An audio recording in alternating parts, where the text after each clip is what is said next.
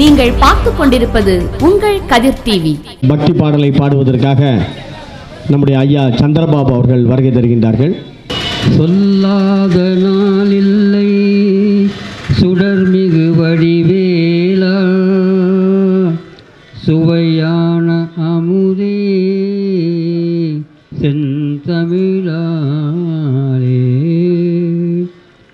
சொல்லாத நாளில்லை சுடர்மிகு வடிவேலா, உன்னை சொல்லாத நாளில்லை சுடர்மிகு வடிவேலா, சுவையான அமுதே செந்தமிழாலே. உன்னை சொல்லாத நாளில்லை சுடர்மிகு வடிவேலா, சுவையான அமுதே செந்தமிழாலே.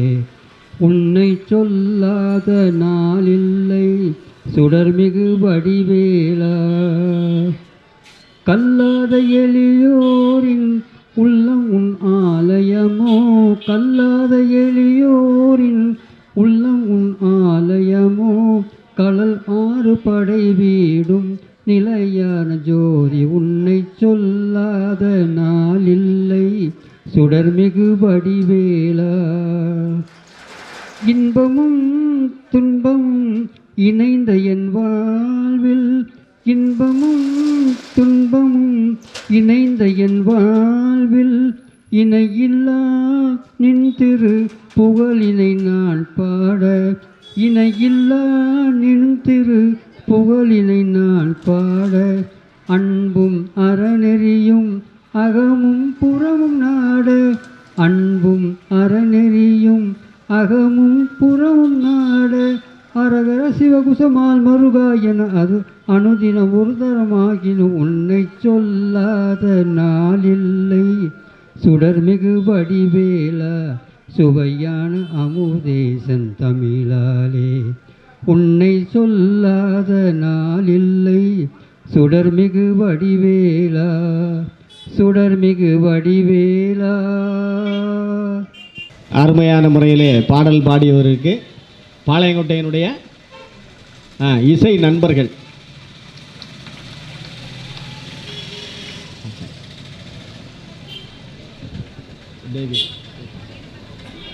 தொடர்ந்து நிறைவான பக்தி பாடல் பாடுவதற்காக தேவி மாரிமுத்து அவர்கள் வருகை தருகின்றார்கள். சொல்ல சொல்ல இனிக்குதடா முருகா, சொல்ல சொல்ல இனிக்குதடா முருகா, உள்ளமெல்லாம் உன் பெயரை சொல்ல சொல்ல இனிக்குதடா முருகா. பிள்ளை பிராயத்திலே பெரிய பெயர் பெற்றவனே, பிள்ளை பிராயத்திலே பெரிய பெயர் பெற்றவனே, உள்ளமெல்லாம் உன் பெயரை சொல்ல சொல்ல இனிக்குதடா முருகா. பிறந்த போது எனது நெஞ்சம் அமைதி கொண்டது முருகா, அமைதி கொண்டது. அறிவு பிறந்த உன்னை காணும் போது பெருமை கொண்டது கந்தா, பெருமை கொண்டது முருகா. சொல்ல சொல்ல இனிக்குதடா முருகா. உலகில் ஆடும் தொட்டில் எல்லாம் உன் பெயர் பாடும், உண்மை பேசும் மொழிகள் எல்லாம் உன் புகழ் பேசும். உலகில் ஆடும் தொட்டில் எல்லாம் உன் பெயர் பாடும், உண்மை பேசும் மொழிகள் எல்லாம் உன் புகழ் பேசும். ஸ்வரங்கள் எல்லாம் மாறி மாறி சந்திக்கும் போது, ஸ்வரங்கள் எல்லாம் மாறி மாறி சந்திக்கும் போது, உன்முகமலரின் அழகில் மட்டும் முதுமை வராது கந்தா, முதுமை வராது முருகா. சொல்ல சொல்ல இனிக்குதடா முருகா. அழகனெந்தன் குமரன் என்று மனமொழி கூறும், அழகனெந்தன் குமரன் என்று மனமொழி பேசும். உயிரினங்கள் ஒன்றை ஒன்று வாழ்த்திடும் போது, உயிரினங்கள் ஒன்றை ஒன்று வாழ்த்திடும் போது, அதன் உள்ளிருந்து வாழ்த்துவது உன்னருள் ஒன்றோ கந்தா, உன்னருள் ஒன்றோ சொல்ல இனிக்குதடா முருகா. சிவபிரகாச நற்பணி மன்றத்துடைய துணை செயலாளர் ஐயா பெரியவர் முத்துசாமி அவர்கள் இப்போது வரவேற்புரை ஆற்றுவார்கள். அருள்மிகு சாலை குமரன் திருக்கோயில் கந்தசஷ்டி திருவிழாவை முன்னிட்டு நடைபெறுகின்ற இந்த ஆன்மீக சொல்லரங்கத்திற்கு உபயதாரர்களாக அக்குபஞ்சர் டாக்டர் ஆசுகவ நவநீதன் அவர்களும் நவநீத கிருஷ்ணன் அவர்களும் பியூட்டி பார்லர் நடத்தி வரும் திரு சிவானி அவர்களும் இந்த நிகழ்ச்சிக்கு உபயதாரர்களாக இருந்து வருகிறார்கள். இன்றைக்கு ஒரு சிறப்பான ஆன்மீக கருத்தரங்கம் நடைபெற இருக்கிறது. கவிஞர் கணபதி சுப்பிரமணியன் இந்த ஆன்மீக கருத்தரங்கத்தை நடத்திருக்கிறார்கள். அவர்களை பற்றிய ஒரு சில வார்த்தைகள் மட்டும் சொல்ல நான் கடமைப்பட்டிருக்கிறேன். ஆசிரியர் செம்மல், நல்லாசிரியர், இவற்றுக்கும் மேலாக சைவ சித்தாந்த கலாநிதி என்ற சிறப்பு பட்டத்தை அவர் பெற்றிருக்கிறார் என்பதை சொல்லி, அவர் தலைமையிலே இங்கே பல்வேறு ஆன்மீக அன்பர்கள் கருத்தரங்கத்தை நடத்த இருக்கிறார்கள். சிறப்பான சொற்பொழிவை நடத்த இருக்கிறார்கள். எல்லோரையும் வரவேற்று இப்பொழுது நிகழ்ச்சியை தொடங்குமாறு அன்போடு கேட்டுக்கொள்கிறேன். உலகெல்லாம் உணர்ந்து ஓதற்கரியவன் நிலவுலா மேவியன் அழகில் ஜோதிய நம்பலத்தாடுவான் மலர்ச்சிலம்படி வாழ்த்தி வணங்குவோம் என்று அவன் அருளாலே அவன் தாள் வணங்கி என் உரை தொடங்குகின்றேன். அருள்மிகு பாளையம் சாலைக்குமாரசாமி திருக்கோயிலுடைய திருவிழாவை முன்னிட்டு பாளையம் சாலைக்குமாரசாமி கோயில் திருவிழாவை முன்னிட்டு மிக சிறப்பான முறையிலே ஆன்மீக நிகழ்ச்சிகள் எல்லாம் இங்கே நடந்து வந்து கொண்டிருக்கின்றது. இந்த நிகழ்ச்சிக்கு முன்னதாக நம்முடைய விசாலாட்சி அவருடைய ஆசிரியையை கொண்ட சிவாலய நாட்டியப்பள்ளி மாணவிகளுடைய பரதநாட்டிய நிகழ்ச்சி மிக சிறப்பான இங்கே நடந்தேறியது. மிக அற்புதமான முறையிலே மாணவ செல்வங்கள் எல்லாம் மாணவியர்கள் எல்லாம் அழகு நடனத்தின் வாயிலாக பல்வேறு ஆன்மீக நிகழ்ச்சிகளை எல்லாம் நம் கண் முன்னாலே கொண்டு வந்து காட்டினார்கள். இந்த நிகழ்ச்சி இந்த அளவுக்கு மிக சிறப்பான முறையில் நடந்து கொண்டிருக்கிறது என்று சொன்னால் அதற்கெல்லாம் அடிப்படை காரணம் நம்முடைய பாளையம் சாலைக்குமார சுவாமி தான். இந்த பகுதியில் உள்ள வியாபாரிகள் எல்லாம் இந்த பகுதி மக்கள் எல்லாம் கண்கண்ட தெய்வமாக இருந்து எந்தெந்த வரங்களை வேண்டுகின்றார்களோ அந்த வரங்களை எல்லாம் வழங்குகிற ஆற்றலுக்குரியவர் நம்முடைய பாளையம் சாலைக்குமாரசாமி. அவருடைய திருவருளை வேண்டி இன்றைய நிகழ்ச்சியினுடைய சிறப்பு நிகழ்ச்சியாக இந்த சிந்தனை ஆன்மீக கருத்தரங்கம் நடைபெறுகின்றது. இந்த கருத்தரங்க நிகழ்ச்சியினுடைய உபயதாரராக நம்முடைய ஆசுகவி அக்குபஞ்சர் சென்டருடைய டாக்டர் ஆசுகவி நவநீத கிருஷ்ணன் அவர்களையும், இந்த நிகழ்ச்சிக்கு மற்றொரு உபயதாரராக விளங்குகிற சிவானி பியூட்டி கிளினிக்கினுடைய பொறுப்பாளர் நம்முடைய மரியாதைக்குரிய ஜெயசீலா திருநீலகண்டன் அவர்களையும் இங்கே வருகவென அன்போடு வரவேற்றுக் கொள்கிறோம். இந்த நிகழ்ச்சிக்கு வருகையால் பெருமை சேர்க்கின்ற பட்டிமன்ற பாவலர்களையும் வருகவென வரவேற்று இந்த நிகழ்ச்சியில் கலந்து கொண்டிருக்கின்ற பெருமக்களை எல்லாம் மீண்டும் ஒரு முறை வரவேற்று இந்த நிகழ்ச்சியை உடனடியாக தொடங்குகிறோம். இந்த நிகழ்ச்சி இந்த அளவுக்கு சிறப்பான முறையில் இருப்பதற்கு காரணம் நம்முடைய புலவர் கந்தகுமார் அவர்கள். இந்த நிகழ்ச்சிகளை எல்லாம் பல்வேறு பணிகள் இருந்தாலும் அதையெல்லாம் ஒதுக்கி வைத்துவிட்டு இந்த பணிகளை ஈடுபடுத்தி கொண்டிருக்கிற தலபுரான செல்வர் புலவர் கந்தகுமார் அவர்களுக்கும், இந்த நிகழ்ச்சியை இப்போது தொகுத்து கொண்டிருக்கின்ற அன்பு சகோதரர் பொருணை பால் அவர்களையும், இந்த நிகழ்ச்சியிலே வருகை தந்திருக்கின்ற அன்பு சகோதரி கிருத்திகா அவர்களையும், அதே போல் இந்த நிகழ்ச்சிக்கு வருகை தந்து பெருமை சேர்த்து கொண்டிருக்கின்ற அன்பு சகோதரர் பொன்முருகன் அவர்களையும், நம்முடைய வெட்டிய பந்தியிலிருந்து வருகை தந்திருக்கின்ற நயனார் அவர்கள், நம்முடைய கண்காணிப்பாளர் சங்கர நாராயணன் அவர்கள், அன்பு சகோதரர் ஆவுடைய நாயகம் அவர்கள், அற்புதமான பாடலை பாடி அமர்ந்திருக்கின்ற நம்முடைய இசை புயல் சந்திரபாபு அவர்களையும் இந்த நேரத்திலே வணங்கி இந்த ஆன்மீக கருத்தரங்கத்தை தொடங்குவதிலே பெருமையும் பூரிப்பும் அடைகின்றோம். பொதுவாக இன்றைக்கி ஆன்மீகம் மிக மிக தலைத்திருக்கின்றது. ஏன்னா இன்றைக்கி சமூகத்தில் பார்த்தீங்கன்னா தெரியாத நிகழ்வுகள்லாம் தெரிந்திருக்கின்றது. பழைய காலத்துலலாம் யாருக்கும் சங்கடகர சதுர்த்தி தெரியாது, இன்றைக்கி எல்லாத்துக்கும் சங்கடகர சதுர்த்தி தெரியுது. அதே நேரத்தில் பழைய காலத்துலலாம் யாருக்கும் இந்த அஷ்டமியில் பைரவருக்கு வழிபாடு நடத்துவதெல்லாம் தெரியாது, இன்றைக்கி பைரவர் வழிபாடு இன்றைக்கு தெரிந்திருக்கின்றது. அதே நேரத்தில் பார்த்தீங்கன்னா இன்றைக்கி எல்லா திருக்கோயிலுமே பார்த்தீங்கன்னா எந்தெந்த சிறப்புகள் உண்டோ அந்த சிறப்பு நிகழ்வுகள் எல்லாம் மக்களுக்கு தெரிந்து கொண்டிருக்கிறது என்று சொன்னால், ஆன்மீகம் தளர்ந்து இருந்த நிலையில் இன்றைக்கு தலைத்து ஓங்கி வளர்ந்து கொண்டிருக்கிறது என்பதை நாம் மறந்துவிட முடியாது.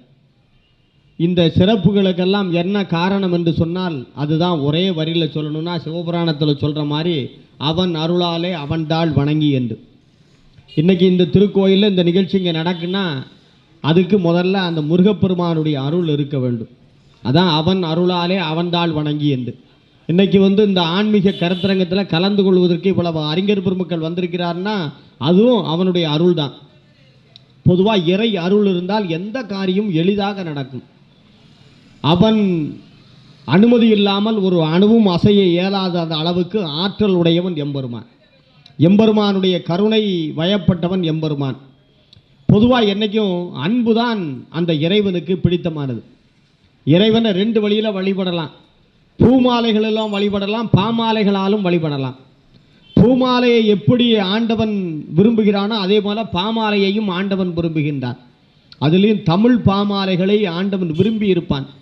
அதான் அந்த தமிழ் பாமாலைகளை கேட்கும்போது ஆண்டவன் அந்த தமிழில் பாடுகிற அந்த பாமாலைகளை கேட்டு எந்த நிலையிலும் ஏற்றுக்கொள்ளக்கூடிய அருளாளன் எம்பெருமான்.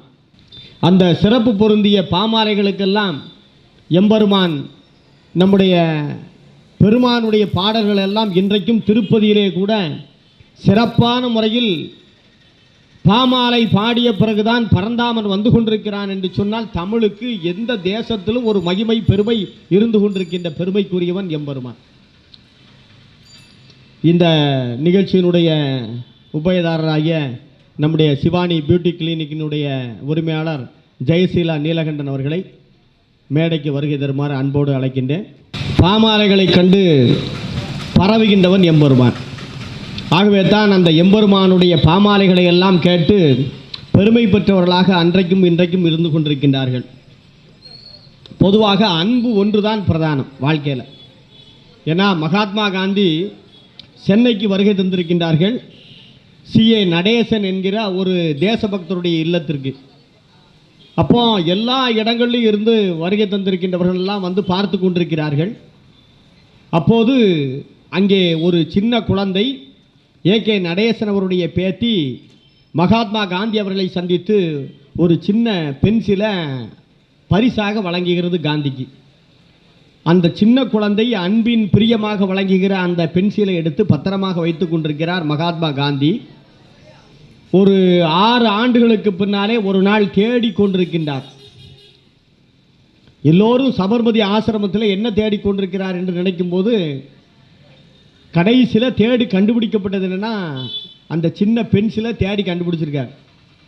அப்போ அங்கே இருக்கவங்கெல்லாம் சொல்லியிருக்காங்க, இந்த சின்ன பென்சிலை தேடி கண்டுபிடிக்க இவ்வளோ நேரமா, இவ்வளோ ஆட்களாம், இதை சொன்னால் தான் புது பென்சில் வாங்கியிருக்கலாமேன்னாங்க.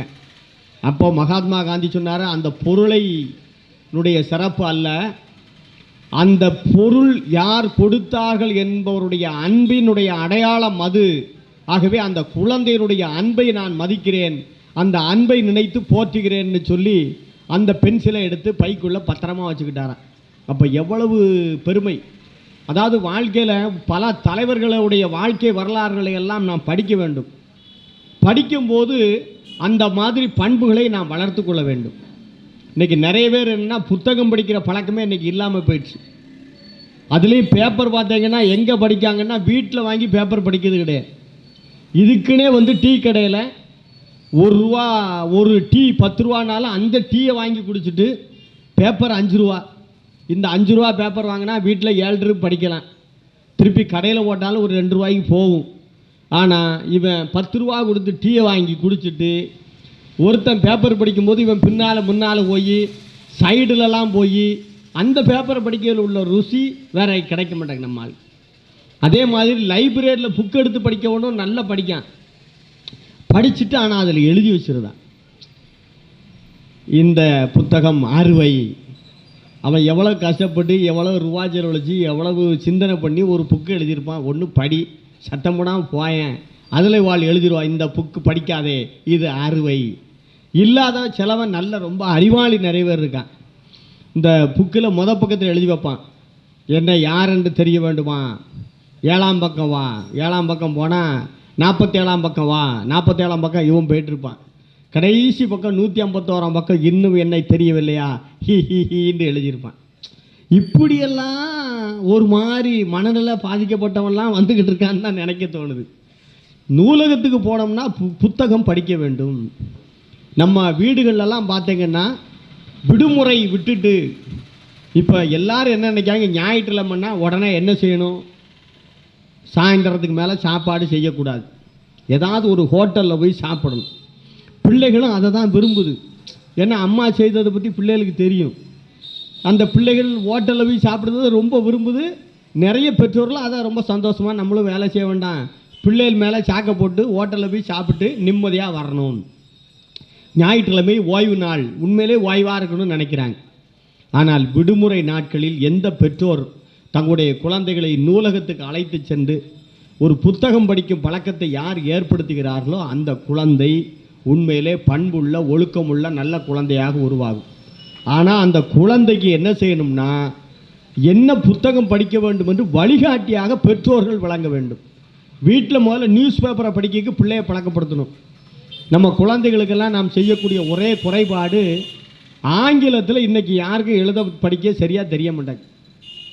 டிகிரி படிச்சுட்டு வந்தவொடனே எழுதான் ஐ ஆம் சஃபரிங் ஃப்ரம் மை சிஸ்டர்ஸ் மேரேஜ்னு எழுதுதான்.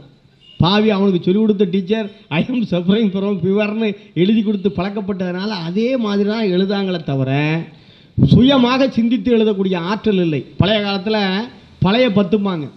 அந்த பழைய பத்து படித்த ஆள் தாலுகா ஆஃபீஸில் வேலை பார்த்தாலோ ஒரு பேங்கில் வேலை பார்த்தாரோ அவர் போடுற டிராப்டை இன்றைக்கும் யாரால் போட முடியாத அளவுக்கு அவர்கிட்ட அவ்வளவு திறமைகள் இருந்தது. பழைய 8ஆம் கிளாஸ் எங்கள் அம்மா சொல்லுவா, ஏன்னா நான் பழைய 8ஆம் கிளாஸ்லம்பா. ஏன்னா அந்த 8ஆம் கிளாஸுக்கு இருக்கக்கூடிய அறிவு இன்றைக்கு உள்ள பிஏ எம்ஏக்கு கூட இல்லை. ஏன் அப்படின்னா எதையும் புரிந்து படித்து கொள்ளக்கூடிய ஆற்றல் இல்லை. எல்லாம் என்னென்னா நோட்ஸ் படிச்சுட்டே போயிருந்தாங்க. பாதி என்ன கேள்வி வரும், என்ன பதில் வரும், இந்த கேள்வி கேட்டா தான் இந்த பதில் எழுதுவானே தவிர இந்த ஆன்சருக்கு என்ன கேள்வி மாற்றி கேட்டால் தெரியாது. பாரதி எங்கே பிறந்தார் அப்படின்னா எட்டயபுரம்னு எழுதுவான். எட்டயபுரத்தில் பிறந்த மகாகவி யாருன்னா தெரியாது, பாவி உட்காந்துருவான். ஏன்னா புக்கில் மகாகவி பாரதி பிறந்த ஊர் எதுன்னு கேட்ட கேள்வினா அந்த கேள்விக்கு தான் பதில் தெரியும். இந்த மனப்பாடம் பண்ணுற மக்கூர் தட்டுத வேலை தான் இருக்க தவிர சுயமாக சிந்தித்து படிக்கக்கூடிய ஆற்றல் இருக்கிறதா என்பதையெல்லாம் நினைத்து பார்க்கக்கூடிய சூழ்நிலையில் மகாத்மா காந்தி அந்த குழந்தையினுடைய அன்புக்கு முக்கியத்துவம் கொடுத்தார். ஆகவே பெற்றோர்கள் அன்புக்கு முக்கியத்துவம் கொடுத்து பிள்ளைகளிடம் அன்பாக அரவணைப்பாக பேசி கொண்டிருக்க வேண்டும். இன்றைக்கி உள்ள நிறைய சிக்கலுக்கு காரணம் என்னென்னா அன்பு குறைபாடு தான். வீட்டில் பார்த்தீங்கன்னா அப்பா ஒரு நேரம் வந்து சாப்பிடுவார், அம்மா ஒரு நேரம் வந்து சாப்பிடுவாங்க, பிள்ளை ஒரு நேரம் சாப்பிடும். இப்படியெல்லாம் இல்லாமல் விடுமுறை நாட்களில் குடும்பமாக அமர்ந்து உண்ண வேண்டும். அப்படி குடும்பமாக உட்கார்ந்து சாப்பிடும்போது தான் ஒருவர் அளாவளாவி கொண்டு சாப்பிட முடியும். அப்படி ஒருவரோடு ஒருவர் அன்போடு பண்போடு அளாவளாவி சாப்பிடும்போது தான் அந்த குடும்பத்தினுடைய மகிழ்ச்சி தாண்டவமாடும். பொதுவாக இன்றைக்கி நாம் யாரும் அப்படிலாம் சாப்பிட்றது கிடையாது. பழைய காலத்துலலாம் அப்பா உட்கார்ந்துருந்தாருன்னா எய்த்தால் யாரும் உட்கார மாட்டாங்க, அப்பாட்ட நின்றுக்கிட்டு பேசுவாங்க ஒரு காலம். இன்றைக்கெல்லாம் அப்பா என்ன செய்தார், நின்றுக்கிட்டு பேசார், பையன் உட்கார்ந்துருக்கான். பழைய காலத்துலலாம் மருமகள்லாம் எந்த மருமகான் சரி மாமனார் யார் வந்தால் உடனடியாக மருமகன் எந்திரிச்சிருவார். இன்றைக்கி அப்படிலாம் எந்த மருமகளும் எந்திரிக்க கிடையாது. அவர் வாட்டுக்கு மாமனார் வந்துட்டு அவர் வாட்டுக்கு போவார். ஏதோ அவரை வீட்டுக்குள்ளே நடமாட விடுதான்னு அவர் சந்தோஷம் விட்டுக்கிட்டு இருக்கார். பரவாயில்ல இந்த லெவல்லையா நம்மளை வச்சுருக்காளே, எங்கேயாவது ஹாஸ்டலில் வச்சு சேர்க்காமல் வச்சுருக்காருன்னு அவர் சந்தோஷமாக போயிட்டு வந்துக்கிட்டு இருக்கார். ஏன்னா காலம் மாறிக்கொண்டிருக்கிறது, நம்முடைய பண்பாட்டுகளை நாம் இழந்து கொண்டிருக்கிறோம். என்றைக்கு நம்முடைய பண்பாடுகளையும் நாகரிகத்தையும் நாம் இழக்காமல் கட்டி காத்து கொண்டிருக்கிறோமோ அன்றைக்குத்தான் ஒரு உயர்ந்த சமுதாயம் உருவாகும். அதுக்கு என்னென்னா இந்த அன்பு தான் ரொம்ப பிரதானம். எல்லார் மேலேயும் நாம் அன்பு செலுத்த வேண்டும். அந்த அன்பு அதான் பாரதி சொல்லும்போது சொல்கிறான், ஒரே வரி ஒரு குழந்தைக்கு சொல்லும்போது சொல்றான், உயிரிடத்து அன்பு வேண்டும், தெய்வம் உண்மை என்று தானறிய வேண்டும், வைரமுடைய நெஞ்சு வேண்டும், வாழும் முறைமையடி பாப்பா. ஒரு குழந்தை வாழணும்னா இந்த 3 மட்டும் இருந்தால் போதும், வேறு எதுவுமே வேண்டாம். முதல்ல எல்லா உயிர்கள் மேலும் அன்பு, தெய்வம் உண்மை என்று தானறிய வேண்டும், அதுக்கு அடுத்தால என்ன சொல்றாரு, வைரமுடைய நெஞ்சு வேண்டும். ஏன் வைரமுடைய நெஞ்சு? இந்த வாழ்க்கையில் எதையும் தாங்கும் இதயம் வேண்டும், எதையும் கண்டு பயப்படாத ஒரு எண்ணம். பாரதி சொன்னதில் எல்லாம் வச்சிருப்பான். ஓடி விளையாடு பாப்பா, நீ ஓய்ந்திருக்கால் ஆகாது பாப்பா, எல்லாம் வைப்பான். ஆனால் அதில் ஒரு வரி வச்சிருக்கான், பாதகம் செய்பவரை கண்டால் நீ பயங்கொள்ளலாகாது பாப்பா, மோதி மிதித்து விடு பாப்பா, அவர் முகத்தில் உமிழ்ந்து விடு பாப்பா. இந்த வரியை மட்டும் வைக்க மாட்டான், வச்சா சிக்கலாயிரும். ஏன் அப்படின்னா அந்த எண்ணம் தைரியம் ஒவ்வொருடைய உள்ளத்தில் வளரணும். ஆனால் நம்ம குடும்பத்தில் இன்றைக்கி குழந்தைகளை எல்லாம் வளர்க்கும் போதே பயத்தை உண்டாக்கி ஊட்டி வளர்த்துருவோம். இலை வெளியே போகாதல, கொப்புரை முழுங்கி வருவான், உடனே முழுங்கிடுவான்பா இவன் அம்மை. கொப்புரையை முழுங்குதவன் இருக்கானா வாழ்க்கையில்? இல்லைன்னா சொல்லுவான், எல்லாம் 2 கண்ணு பூச்சாண்டி வாரான், என்ன 7 கண்ணு பூச்சாண்டியாக இருக்கான், 2 கண்ணு பூச்சாண்டி வாரான், உடனே பிடிச்சிட்டு போயிடுவான். இப்படி சொல்லி சொல்லி சொல்லி அந்த குழந்தையை பயத்தினுடைய உருவமாக மாற்றி விடுவார்கள். ஆகவே அந்த குழந்தைக்கு பயம் இல்லாத ஒரு எண்ணத்தை வளர்க்க வேண்டும், கற்பனை திறத்தை வளர்க்கணும். வீட்டிலலாம் இன்றைக்கி பாட்டி எந்த வீட்லேயும் கதை சொல்லி நான் பார்த்ததே இல்லை. பழைய காலத்திலலாம் பாட்டி சோறு கொடுக்கும்போது கதையை சொல்லி சோறு கொடுப்பான், இந்த பிள்ளை கூட 4 வாய் வாங்கும். இன்றைக்கி பாட்டியும் வீட்டில் கிடையாது, கதையும் வீட்டில் கிடையாது. இவன் அம்மையிட்ட போய் கதைனா போதும், கதையா செவுட்டில் அடிச்சிடும், உடனே சாப்பிடுங்க. பரபரப்பான வாழ்க்கை இன்றைக்கி எல்லாம் பறந்துக்கிட்டு இருக்காங்க. அப்போ இந்த வாழ்க்கையில் அன்பு எங்கே இருக்கும், பண்பு எங்கே இருக்கும், ஒழுக்கம் எங்கே இருக்கும்? இதையெல்லாம் நாம் என்றைக்கு உருவாக்குறோமோ அன்றைக்குத்தான் இந்த பாரத தேசத்தை உலகமெல்லாம் போற்றி கொண்டிருக்கிறது. இன்றைக்கும் என்று சொன்னால் அது நம்முடைய பண்பாட்டைத்தான், நம்முடைய ஒழுக்க நிலைகளைத்தான். நம்ம நாடு மாதிரி ஒரே மனைவியோட ஒருத்தர் 60ஆம் கல்யாணம் முடித்தார்னா வெளிநாட்டில் சொன்னால் ஆச்சரியப்படுதான், ஒரே கொண்டாட்டியா அவன். ஏன்னா அங்கெல்லாம் அறிமுகப்படுத்தும் போது சொல்ல, இது என்னுடைய 4வது மனைவிம்பா, அவன் சொல்ல இது எனக்கு 5வது மாப்பிளம்பா. அப்படி அங்கே இதாக இருக்கும். இங்கே அப்படிலாம் கிடையாது. இங்கே பண்பாடு ஒரே மனைவி ஒரே கணவன், அவங்க 2 பேரும் வாழ்ந்து வெள்ளி விழா கண்டவர்கள். கல்யாணம் ஆகி 25 வருஷம் ஆச்சு, 50 வருஷம் ஆச்சு, 80ஆம் கல்யாணம். இப்படியெல்லாம் நடப்பது நம்முடைய பாரம்பரியம்தான். கட்டையோ நெட்டையோ குட்டையோ தட்டையோ அட்ஜஸ்ட் பண்ணி போகக்கூடிய வாழ்க்கை நம்முடைய வாழ்க்கை. இவெல்லாம் மனசுக்குள்ளே கற்பனையில் நினச்சிக்கிட்டு தான் இருப்பான். நமக்கெல்லாம் அப்படி வந்து சேரணும், ஒரு தேவயானி வரணுமா, ஒரு பிந்துகோஸ் வந்து நிற்கும், சரி இருக்கட்டும் போட்டும் போட்டும்ட்டு போயிடுவான். அப்படி வாழ்க்கையில் எதையும் அனுசரித்து போகக்கூடிய ஆற்றல் நம்முடைய தமிழ் சமூகத்தில் தான் உண்டு. இதுக்கு தான் குடும்பம் பார்த்து கல்யாணம் முடிச்சு வச்சா ஒரு சண்டை சச்சரவுன்னா உடனே 4 பேர் உட்காந்து பேசுவாங்க. ஆனால் இது மற்ற திருமணங்களில் இந்த மாதிரி செயல்கள் ஈடுபடுவது கிடையாது. சரி, இப்போ அன்பு நம்ம வாழ்க்கையில் வந்தால் வாழ்க்கை செழிப்பாக இருக்கும். இப்படி நாம் அன்போடு இருக்க வேண்டும், பண்போடு இருக்க வேண்டும், ஒழுக்கத்தோடு இருக்க வேண்டும். இதையெல்லாம் நமக்கு தருகிற ஆற்றல் யாருக்கு உண்டுன்னா எம்பெருமான் முருகப்பெருமானுக்கு உண்டு. முருகப்பெருமான் தான் யாம் இருக்க பயமே என்று சொல்லக்கூடிய ஆற்றல். அதே நேரத்தில் முருகப்பெருமான் தான் அருளுகின்ற ஆற்றல் எம்பெருமானுக்கு தான் உண்டு. முருகப்பெருமான் சூரன் பதுமன் இருவரையும் அழித்து சூரனையும் பதுமனையும் நம்முடைய சேவர் கொடியாகவும் மயிலாகவும் ஏற்றுக்கொண்டார். அருள்வாளிக்கிற ஆற்றல், யாரையும் அழிப்பது கிடையாது, அருள்வாளிக்கிற ஆற்றலோடு எம்பெருமான் அருள்வாளிக்கின்றார். இப்படிப்பட்ட அந்த முருகப்பெருமானுடைய கந்த சஷ்டி விழாவிலே வீடுகளெல்லாம் சாயந்தரத்துக்கு மேலே கந்த சஷ்டி கவசம் யார் வீட்டில் ஒலிக்கிறதோ அதில் உள்ள ஒவ்வொரு சொற்களும் மந்திர சொற்கள். அந்த சொல் வீட்டில் இருந்தாலே எந்த துர்தேவதை உள்ள அண்டாது, வீட்டில் உள்ள எல்லா பிரச்சனைகளும் நீங்கிடும், வீட்டில் அமைதி தவழும். நாம் என்னென்ன கேட்கமோ அவ்வளவு நடக்கக்கூடிய ஆற்றல் அந்த கந்த சஷ்டி மந்திரத்துக்கு உண்டு. அதை விட பகை கடிதல்னு ஒன்று இருக்குது, பாம்பன் சுவாமிகளுடைய பகை கடிதல். அதை படித்தா நமக்குள்ள பகை நிர்மூலமாக அழிந்து விடும். ஆகவே பகை கடிதலை படிக்கணும், கந்த சஷ்டி கவசத்தை படிக்கணும், குழந்தைகளுக்கு சொல்லிக் கொடுக்கணும். நம்ம எல்லா குழந்தைகளை என்ன சொல்றோம், வீட்டுக்கு யாராவது பெரிய ஆள் வந்தால் உடனே ஒரு சினிமா பாட்டை போட்டு பிள்ளைய ஆட வச்சு, என் பிள்ளை எப்படி ஆடுது பார்த்தியாலா, ஏல அந்த பாட்டு படில அப்படின்னு ஒரு சினிமா பாட்டை பாட சொல்லி அந்த பிள்ளையும் கெடுத்து வந்திருக்கவனும் குடும்பத்தை பற்றி தப்பாக நினச்சிட்டு போக ஒரு தேவாரத்தை பிள்ளைக்கு சொல்லிக் கொடுங்க. கந்த சஷ்டி கவசத்தை சொல்லி கொடுங்க. என் பிள்ளை கந்த சஷ்டி கவசத்தை அழகாக சொல்லும், என்னுடைய குழந்தை நம்முடைய கணபதி சோஸ்திரம் சொல்லும். இப்படிப்பட்ட மனநிலையில் உருவாக்குங்கள், நல்ல சமூகம் உருவாகும் என்று சொல்லி உடனடியாக இன்றைய பட்டிமன்றத்துக்கு வருகை தருகின்றோம். இந்த பட்டிமன்றமானது ஒரு நல்ல தலைப்பை கொடுக்கப்பட்டிருக்கின்றது. இந்த நிகழ்ச்சியை வருகை தந்திருக்கின்ற சிவானி பியூட்டி கிளினிக்கினுடைய பொறுப்பாளர் நம்முடைய டாக்டர் மரியாதைக்குரிய ஜெயசீலா திருநீலகண்டன் அவர்கள், promotional head in great community college in Tirunelveli அவர்கள் இப்போது ஒரு சில வார்த்தைகள் பேசுவார். வணக்கம், நான் என்னுடைய நேம் ஜெயசீலா திருநீலகண்டன்.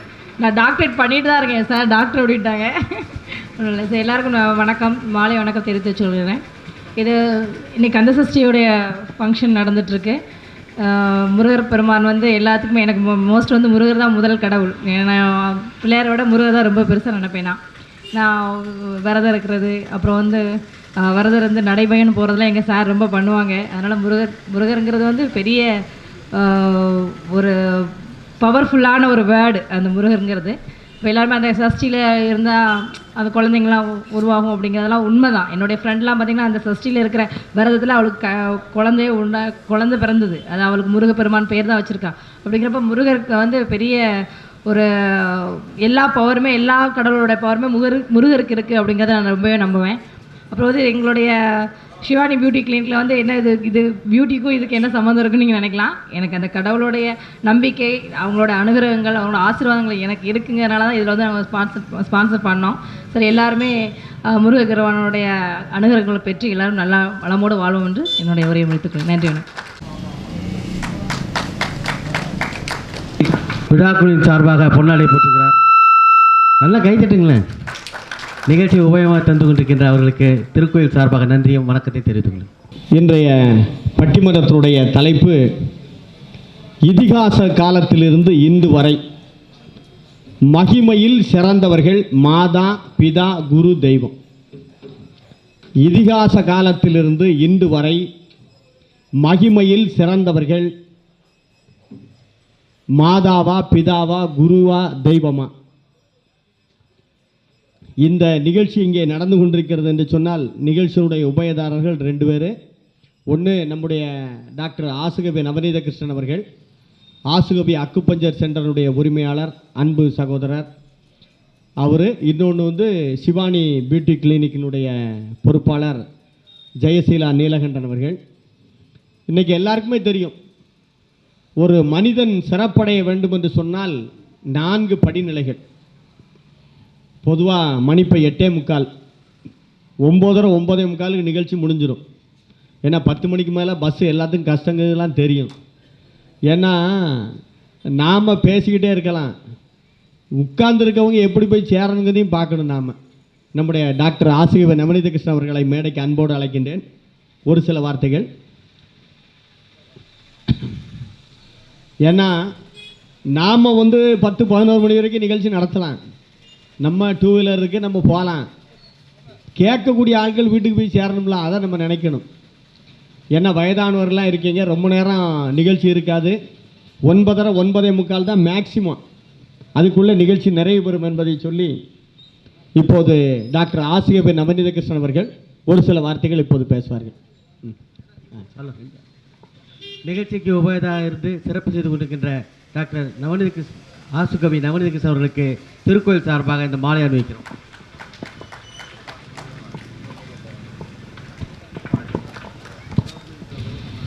விழாக்குழுவின் சார்பாக பொன்னாடை வைத்து கௌரவிக்கிறார்கள்.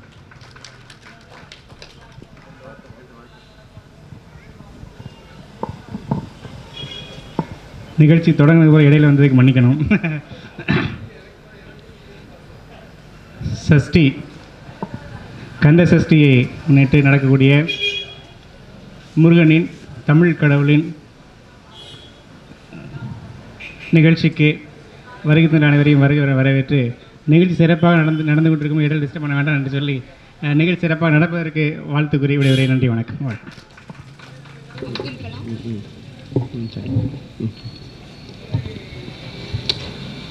இதிகாச காலத்திலிருந்து இன்று வரை மகிமையில் சிறந்தவர்கள் மாதா, பிதா, குரு, தெய்வம். ஒரு மனிதன் வந்து சிறப்பான முறையில் இருக்கணும்னா அதற்கு அடிப்படை மாதா, பிதா, குரு, தெய்வம். அதுதான் 4 படிநிலைகள். எல்லாத்துக்குமே தெரியும். தாய் இல்லாமல் நான் இல்லை, தானே எவரும் பிறந்ததில்லை, எனக்கு ஒரு தாய் இருக்கின்றாள் என்று என்னை காக்கின்றாள். தாய் பெருமை எல்லாத்துக்கும் தெரியும். தாய் மட்டும் கிடையாது, உழைத்து உழைத்து ஓடாய் போய் இருப்பவர் யாருன்னா தந்தை. ஆகவே தாயும் தந்தையும் சேர்ந்து தான் ஒரு குழந்தையுடைய வளர்ச்சி. என்ன அப்படின்னா இன்றைக்கெல்லாம் பார்த்தீங்கன்னா ஒரு 2.5 வயசுலேயே கொண்டு பிள்ளைகளை கொண்டு சேர்த்துருந்தாங்க. கிரீச்சின்னு சொல்லி ஒன்று இருக்குது. 2.5 வயசுலேயே இன்றைக்கி எந்த பெற்றோருக்கும் பிள்ளையை பாதுகாப்பதற்கு அவங்களுக்கு நேரம் கிடையாது. பிள்ளையை கொண்டு கிரீச்சில் விட்டு அங்கே இருக்க டீச்சர் கிறுக்கு பிடிச்சி அலையிட்டும்ட்டு கொண்டு அந்த பிள்ளையை கொண்டு விட்டு அவள் எப்படியும் போகிறான்.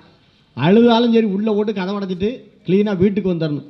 எந்த பொம்பளைக்கும் இப்போ வந்து சமையல் செய்யவும் பிடிக்க மாட்டேங்கு, பிள்ளைகளை பார்க்கவும் பிடிக்க மாட்டேங்கு, என்ன தான் செய்யணும்னு நினைக்காங்கன்னு எனக்கும் தெரிய மாட்டேங்குது. ஏன்னா அப்படி மனநிலையில் வந்து கொண்டிருக்கின்றார்கள். எல்லா பொம்பளையிலையும் சொல்லிதான் நினைக்கக்கூடாது.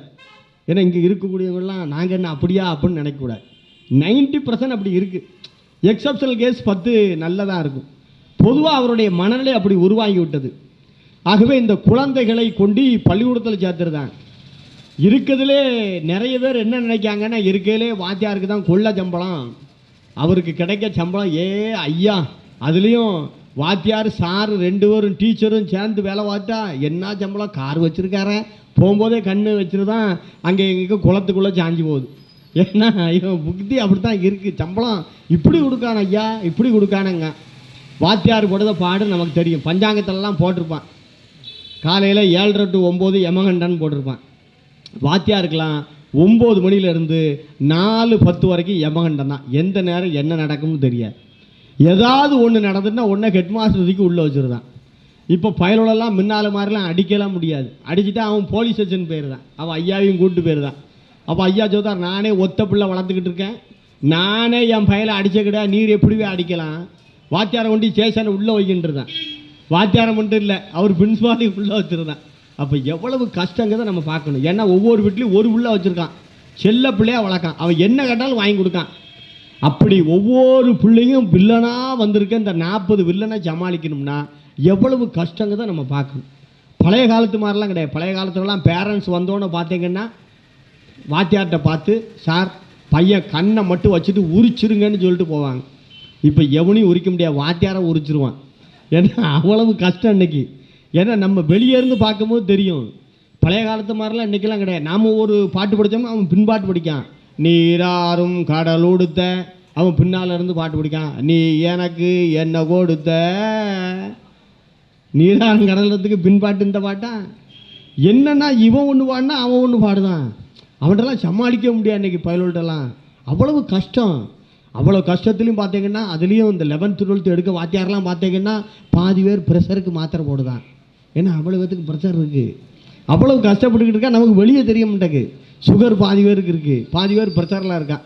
அப்போ இந்த மாத்திரை மருந்துக்கு தான் அவனுக்கு கொடுக்க சம்பளம். அவ்வளவு கஷ்டப்பட்டு கொண்டிருக்கின்ற நிலை ஆசிரியர், குரு. ஏன்னா குரு இல்லா வித்தை பால் இருக்கான். அப்துல் கலாம் ஜனாதிபதியாக பதவியேற்ற உடனே நேர வண்டியை விடுன்னு சொன்னது யார்ட்டனா, தனக்கு பாடம் சொல்லி கொடுத்த சிவசுப்பிரமணிய சாஸ்திரிங்கிற ஆசிரியருடைய காலில் போய் விழுந்தார். ஏன்னா நான் இன்று இந்த நிலைமைக்கு உருவாகி இருக்கிறேன் என்று சொன்னால் அதை உருவாக்கிய மகாத்மா நீங்கள் என்று சொன்னார் என்று சொன்னால் அது குரு காரணம். சரி, மாதாவை பார்த்தாச்சு, குரு பார்த்தாச்சு, கடைசியில் தெய்வம். அதான் படிநிலைகளில் ஒவ்வொரு மாதா பிதாவை காட்டணும். ஏன்னா தாய்க்கு தான் பிள்ளைக்கு ஐயாவை காமிக்க முடியும், பிள்ளைக்கு ஐயாவை தெரியாது. பிள்ளை கண்ணை திறந்து பார்க்கும், உடனே அம்மா சொல்லுவா, ஏலா இதான் அவங்க ஐயா அப்படின்பா. அப்போ தான் பிள்ளை பார்க்கும், ஓ இதான் அப்பாவா அப்படின்னு. அவன் அப்பா கையை பிடிச்சிட்டே கூப்பிட்டு போய் எங்கே விடுவார், குருவை காமிப்பார்.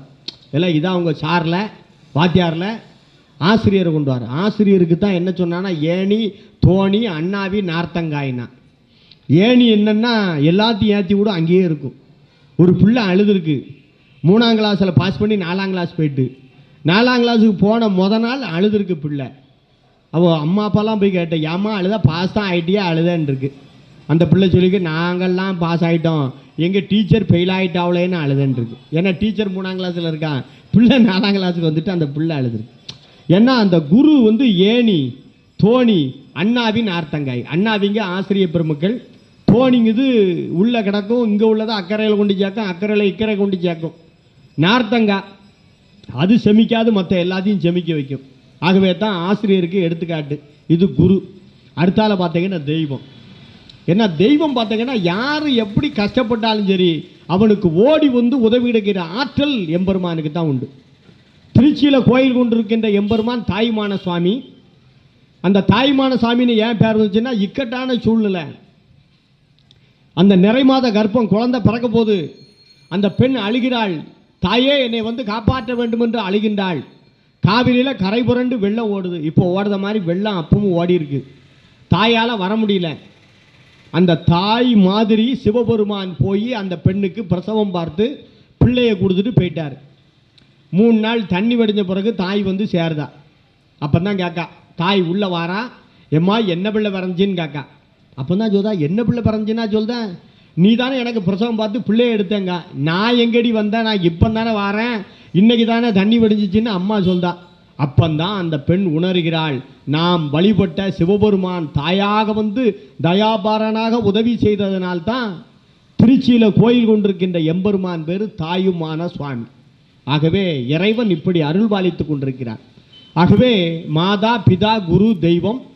இப்போ ஒவ்வொருவரை பற்றி நாம் தெரிந்து கொண்டு கடைசியில் உண்மையிலே இதிகாச காலத்திலிருந்து இன்று வரைக்கும் மகிமையில் சிறந்தவர்கள் யார் என்பதை நாம் புரிந்து கொள்ளலாம். முதலாக நான் ஒரு ஆசிரியராக இருப்பதனாலே முதலாக குருவை அழைக்கின்றேன். மாணவி, கல்லூரி மாணவி இந்து குருதான் இதிகாச காலத்திலிருந்து இன்று வரை மகிமையில் சிறந்தவர்கள் என்று குருவை பற்றி பேசுவதற்காக வருகை தருகின்றான். பொதிகை தொலைக்காட்சியிலே பேசி புகழ் பெற்ற மாணவி இந்து. இவ என்ன இதுன்னு அழகா கண்டுபிடிச்சிடலாம், ஏன்னா அவ இந்து. ஹலோ, அனைவருக்கும் வணக்கம். ஒரு மனுஷன் தன்னோட வாழ்க்கையில் முன்னேறணும்னா அவனுக்கு முதல்ல குரு அருள் வேணும். ஏன்னா மாதாவும் பிதாவும் அறிவை மட்டும்தான் ஊட்ட முடியும், ஆனால் குரு மட்டும்தான் ஞானத்தையும் சேர்த்து அவருக்கு ஊட்டிட்டு வளர்ப்பார். இறைவன் வந்து தன்னால் எல்லாருக்கும் உதவ முடியாதுங்கிற ஒரே காரணத்துக்காக தான் குரு வடிவில் ஒவ்வொரு இடத்திலும் இறைவனாக காட்சி தந்துட்டு இருக்கிறாரு. ராமாயணத்தில் ஒரு இடம், சீதையை ஜனகன் வந்து ராமனுக்கு கல்யாணம் பண்ணி கொடுக்கவா வேண்டாமான்னு யோசிச்சுட்டு இருக்காரு. ஏன்னா தசரத மன்னனுக்கு வந்து 60,000 மனைவிகள், அதனால தன்னோட மகளுக்கும் அந்த நிலைமை வந்துடக்கூடாதுன்னு சொல்லிட்டு ஜனகன் யோசிச்சுட்டு இருக்கிறாரு. அப்போ விஸ்வாமித்திரர் போய் அந்த இடத்துல சொல்றாரு, ராமன் வந்து குலகுரு யார் தெரியுமா, வசிஷ்டர்னு சொல்றாரு. அதை கேட்டதும் ஜனகன் தைரியமா தன்னோட மகள் சீதா தேவியை ராமனுக்கு கல்யாணம் பண்ணி கொடுத்துறாரு. இந்த ஒரு நிகழ்வே போதும் குருங்கிறவர் ஒரு மனுஷனோட வாழ்க்கையில எந்த அளவுக்கு உதவுறாருங்கிறதுக்காக. அதே மாதிரி தான் பெரியவங்கெல்லாம் பாடும்போது சொல்லுவாங்க, குரு பிரம்மா, குரு விஷ்ணு, குரு தேவா, மகேஸ்வரான்னு சொல்லிட்டு. அருணகிரிநாதர் பாடும்போது கூட அழகா சொல்லிடுவாரு, குருவாய் உருவாய் திருவாய் அருள்வாய் குருவே, அப்படி சொல்லி பாடிட்டு இருக்கிறாங்க. எந்த வகையில் பார்த்தாலும் ஒரு மனுஷனோட வாழ்க்கையில் அவன் முன்னேறணும்னா அதுக்கு கண்டிப்பாக குருவோட அருள் தேவை. இந்த உலகத்தையே தன்னோட கைக்குள்ளே கொண்டு வந்தவர் அலெக்சாண்டர். அவரோட அப்பா பேர் பிலிப். அவர் பிறந்த உடனே அந்த அரசவையில் ஒரு மிகப்பெரிய ஜோதிட குழு வந்து சொல்கிறாங்க, ஐயா உங்கள் பையன் பிறந்திருக்கிற அரசரே, உங்கள் பையன் பிறந்திருக்கிற நேரம் ரொம்ப நல்ல நேரம், இவர் இந்த உலகத்தையே ஆள பிறந்த ஜாதகம் இவருடைய ஜாதகம்னு சொல்கிறாங்க. அவரோட அப்பா பார்த்து சிரிக்கிறாரு. உடனே ஒரு அமைச்சர் எழுந்து கேட்குறாரு, அரசரே நீங்கள் எதுக்கு சிரிச்சிங்கன்னு. நான் எதுக்கு தெரியுமா சிரித்தேன், என்னுடைய மகன் அரிஸ்டாட்டில்ங்கிற ஒரு குரு கிட்ட போய் பாடம் கற்றுக்கிற போகிறாரு, அதை நினச்சி தான் நான் சிரித்தேன்னு சொல்கிறாரு. அர்ஜுனன் வில்வித்தையில் சிறந்ததுக்கு காரணம் அவரோட குருவான துரோணாச்சாரியார் தான். கிருஷ்ணர் வந்து குருச்சேத்திர போர்க்களத்தில் ஒரு இறைவனாக இல்லாமல் அந்த அர்ஜுனனுக்கும் அவருடைய பாண்டவர்களுக்கும் ஒரு குருவாக தோழனாக இருந்து அந்த இடத்தில் அவர்களை வெற்றி பெற செய்திருக்கிறார். ஒரு குரு வந்து தன்னோட சீடர்களை பார்த்து கேட்குறாரு, ஒரு ரொட்டி துண்டை காமிச்சிட்டு இதை எதோட சாப்பிட்டா நல்லா இருக்குன்னு. ஒரு சீடர் எந்திரிச்சு சொல்றாரு, இதை பாலோட சாப்பிட்டா நல்லா இருக்குன்னு. இன்னொரு சீடர் சொல்றாரு, இதை தண்ணியில கலந்து சாப்பிட்டா நல்லா இருக்குன்னு. இன்னொரு சீடர் சொல்றாரு, இது காஃபி கூட சாப்பிட்டா நல்லா இருக்குன்னு. ஆனா கடைசியா ஒரு சீடர் எந்திரிச்சு சொல்றாரு, இதை பக்கத்துல இருக்கிறவனுக்கும் கொடுத்து சாப்பிட்டா நல்லா இருக்கணும்னு. அந்த குரு, அந்த சீடன் வேற யாரும் இல்ல, விவேகானந்தர். அவரை உருவாக்கிய குரு ராமகிருஷ்ண பரமஹம்சர். இந்த ஒரு விஷயத்து மூலமாவே நம்ம தெரிஞ்சுக்கலாம் குருவோட மகிமை எவ்வளவு முக்கியமானது. ஒரு மாதாவா மட்டும்தான் இருப்பாங்க, ஒரு பிதாவா மட்டும்தான் இருப்பாங்க. ஆனா ஒரு ஆசிரியர் மட்டும்தான் மாதாவா, பிதாவா, குருவா, தெய்வமா இருந்து பணியாற்றிட்டு இருக்கிறாங்க. அதே மாதிரி தான் ஒரு மாவட்ட ஆட்சித்தலைவர்னு எடுத்துக்கிட்டோம்னா அவர் மாவட்ட ஆட்சித்தலைவருங்கிற அந்த பதவியை மட்டும்தான் வகிக்க முடியும். ஆனால் ஒரு ஆசிரியரால் மட்டும்தான் ஒரு மாவட்ட ஆட்சித்தலைவரையோ ஒரு மருத்துவரையோ ஒரு எந்த ஒரு பதவியில் வகிப்பும் எந்த ஒரு ஆளாக இருந்தாலும் அதை ஒரு ஆசிரியரால் மட்டும்தான் உருவாக்க முடியும். இது மூலமாகவே நம்ம உணர்ந்துக்கலாம் ஆசிரியரோட மகத்துவம் எவ்வளோன்னு சொல்லிட்டு. சிவன் நம்ம இன்னைக்கு முழு முதற் கடவுளா வணங்கிட்டு இருக்கிற சிவன் தன்னுடைய மகன் கிட்ட உபதேசம் பெற்றார். அதை தான் அப்பனுக்கே உபதேசம் செய்த அப்பன் சொல்லிட்டு முருகனை புகழ்ந்து சொல்லுவாங்க. அந்த உபதேசம் செஞ்ச இடம் வந்து சுவாமி மலை. அப்படி எந்த வகையில நம்ம பார்த்தாலும் குருவோட அருள் தான் முக்கியம் தெரிஞ்சுக்கலாம். இன்னைக்கு உலக அரங்குல இந்தியா தலை நிமிர்ந்திருக்கிறதுக்கு ஒரே காரணம் இந்தியாவில் நடந்த அணுகுண்டு சோதனை. அதை நடத்தியவர் அப்துல் கலாம். அந்த அப்துல் கலாம் உயர்ந்ததற்கு காரணம் குரு தான். அதாவது குரு அருள் கிடைச்சா கோடி புண்ணியன்னு சொல்லுவாங்க. அந்த கணபதி சுப்பிரமணியங்கிற குருவோட அருளாலையும் இந்த கணபதி சுப்பிரமணியங்கிற குருவோட அருளாலையும் எனக்கு இந்த இடத்துல பேச வாய்ப்பு கிடைச்சிருக்கு. இது மூலமாவே தெரிஞ்சுக்கலாம் குரு அருள் எவ்வளவு முக்கியம்னு. அதனாலதான் சொல்றேன், எந்த வகையில் பார்த்தாலும் இதிகாச காலத்திலிருந்து இன்றைய காலம் வரை நம்மை மகிமைப்படுத்துபவர்கள் குருவே குருவே குருவே. வாய்ப்பளித்த அனைவருக்கும் நன்றி, வணக்கம். மைக்கை அங்கே வச்சுட்டு வந்துருங்க. ஏன்னா கணேஷ் பார்த்துக்கிட்டே இருக்கலாம், மைக்கை கீழே வச்சிடக்கூடாதுன்ட்டு. பொதுவாக குருவனுடைய அருளை பற்றி ரொம்ப அற்புதமான முறையில் சொன்னாங்க. ராமகிருஷ்ண பரமஹம்சரை பற்றி சொன்னாங்க. ஏன்னா குருகிட்ட இருந்து தான் குழந்தைகள் நல்ல பண்புகளை படித்து கொள்ளும். ஏன்னா ஒரு வீட்டில் பேச்சு நடந்துக்கிட்டு இருந்துச்சு, இந்த கடலை தாண்ட முடியுமா அப்படின்னு 4 பேர் பேசிக்கிட்டு இருந்தாங்க. அப்போ ஒரு பையன் கேட்டான், எங்கே வாத்தியாரோட கூட முடியாதோ அப்படின்னா. ஏன்னா வாத்தியாரால் கடலத்தை கூட தாண்டலான்னு நினச்சிக்கிட்டு இருந்திருக்கான். ஏன்னா அந்த அளவுக்கு வந்து குருவின் மேல் மரியாதை வைத்திருந்தார்கள். அதுதான் குரு பெருமை. ராமகிருஷ்ண பரமஹம்சர் அப்படியே போயிட்டு இருந்தார். ஒரு குட்டைக்குள்ளே தேள் விழுந்துட்டு ராமகிருஷ்ண பரமஹம்சர் கையை வச்சு எடுத்து தேளை வெளியே விட்டார். கையில் ஒரு போட்டு ஒரு 5 நிமிஷத்தில் திருப்பி தேள் அதே குட்டையில் விழுந்துட்டு திருப்பி எடுத்து வெளியே விட்டார். அப்பவும் கையில் கொட்டிட்டு 3ஆவது தடவையும் குட்டைக்குள்ளே தேள் விழுந்துட்டு ராமகிருஷ்ண பரமஹம்சர் எடுக்க போனார். இதை பார்த்துக்கிட்டே இருந்த ஒருத்தன் சொன்னான், கொஞ்சமாக உனக்கு யோசனை இருக்கா? அதான் தேள் கொட்டுதில்ல, அதை போய் ஏன் எடுத்து விடுத உள்ளே போட்டுமே அப்படின்னா. அப்போ தான் ராமகிருஷ்ண பரமஹம்சர் சொன்னார், எனக்கு அதை காப்பாற்ற வேண்டும் என்று என் மனசு சொல்லுகிறது, ஆனால் அதனுடைய மனசு கொட்ட வேண்டும் என்று சொல்கிறது. இது அவரவருடைய மனநிலையை பொறுத்தது என்று சொன்னார். ஏன்னா ஒவ்வொருவருக்கும் ஒவ்வொரு மனநிலைகள் இருக்கும்.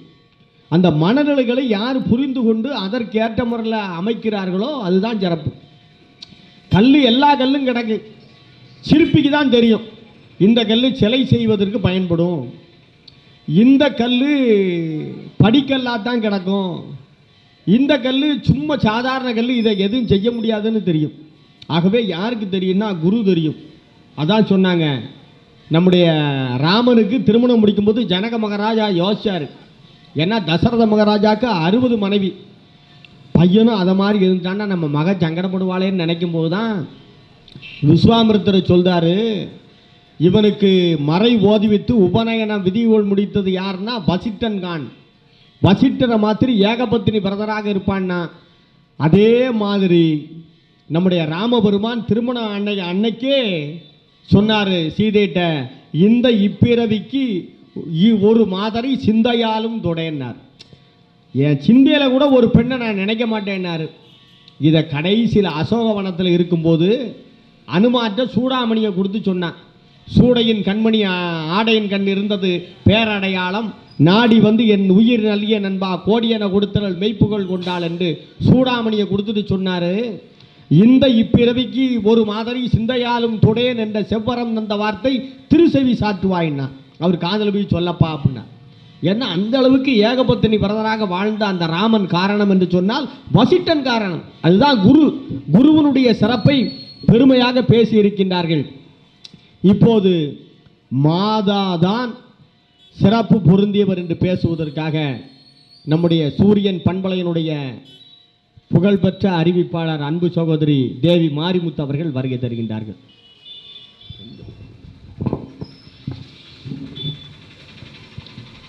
எங்கள் வாழ்வும் வளமும் மங்காத தமிழ் என்று சங்கே முழங்கு. ஸ்ரீ பாளையன் சாலை குமாரசுவாமி திருக்கோவிலின் கந்தசஷ்டி திருவிழாவின் 4ஆம் நாள் திருவிழாவிற்கு வருகை தந்திருக்கும் உங்கள் அனைவருக்கும் என் பணிவான வணக்கத்தை கூறி எனது உரையை ஆரம்பிக்கின்றேன்.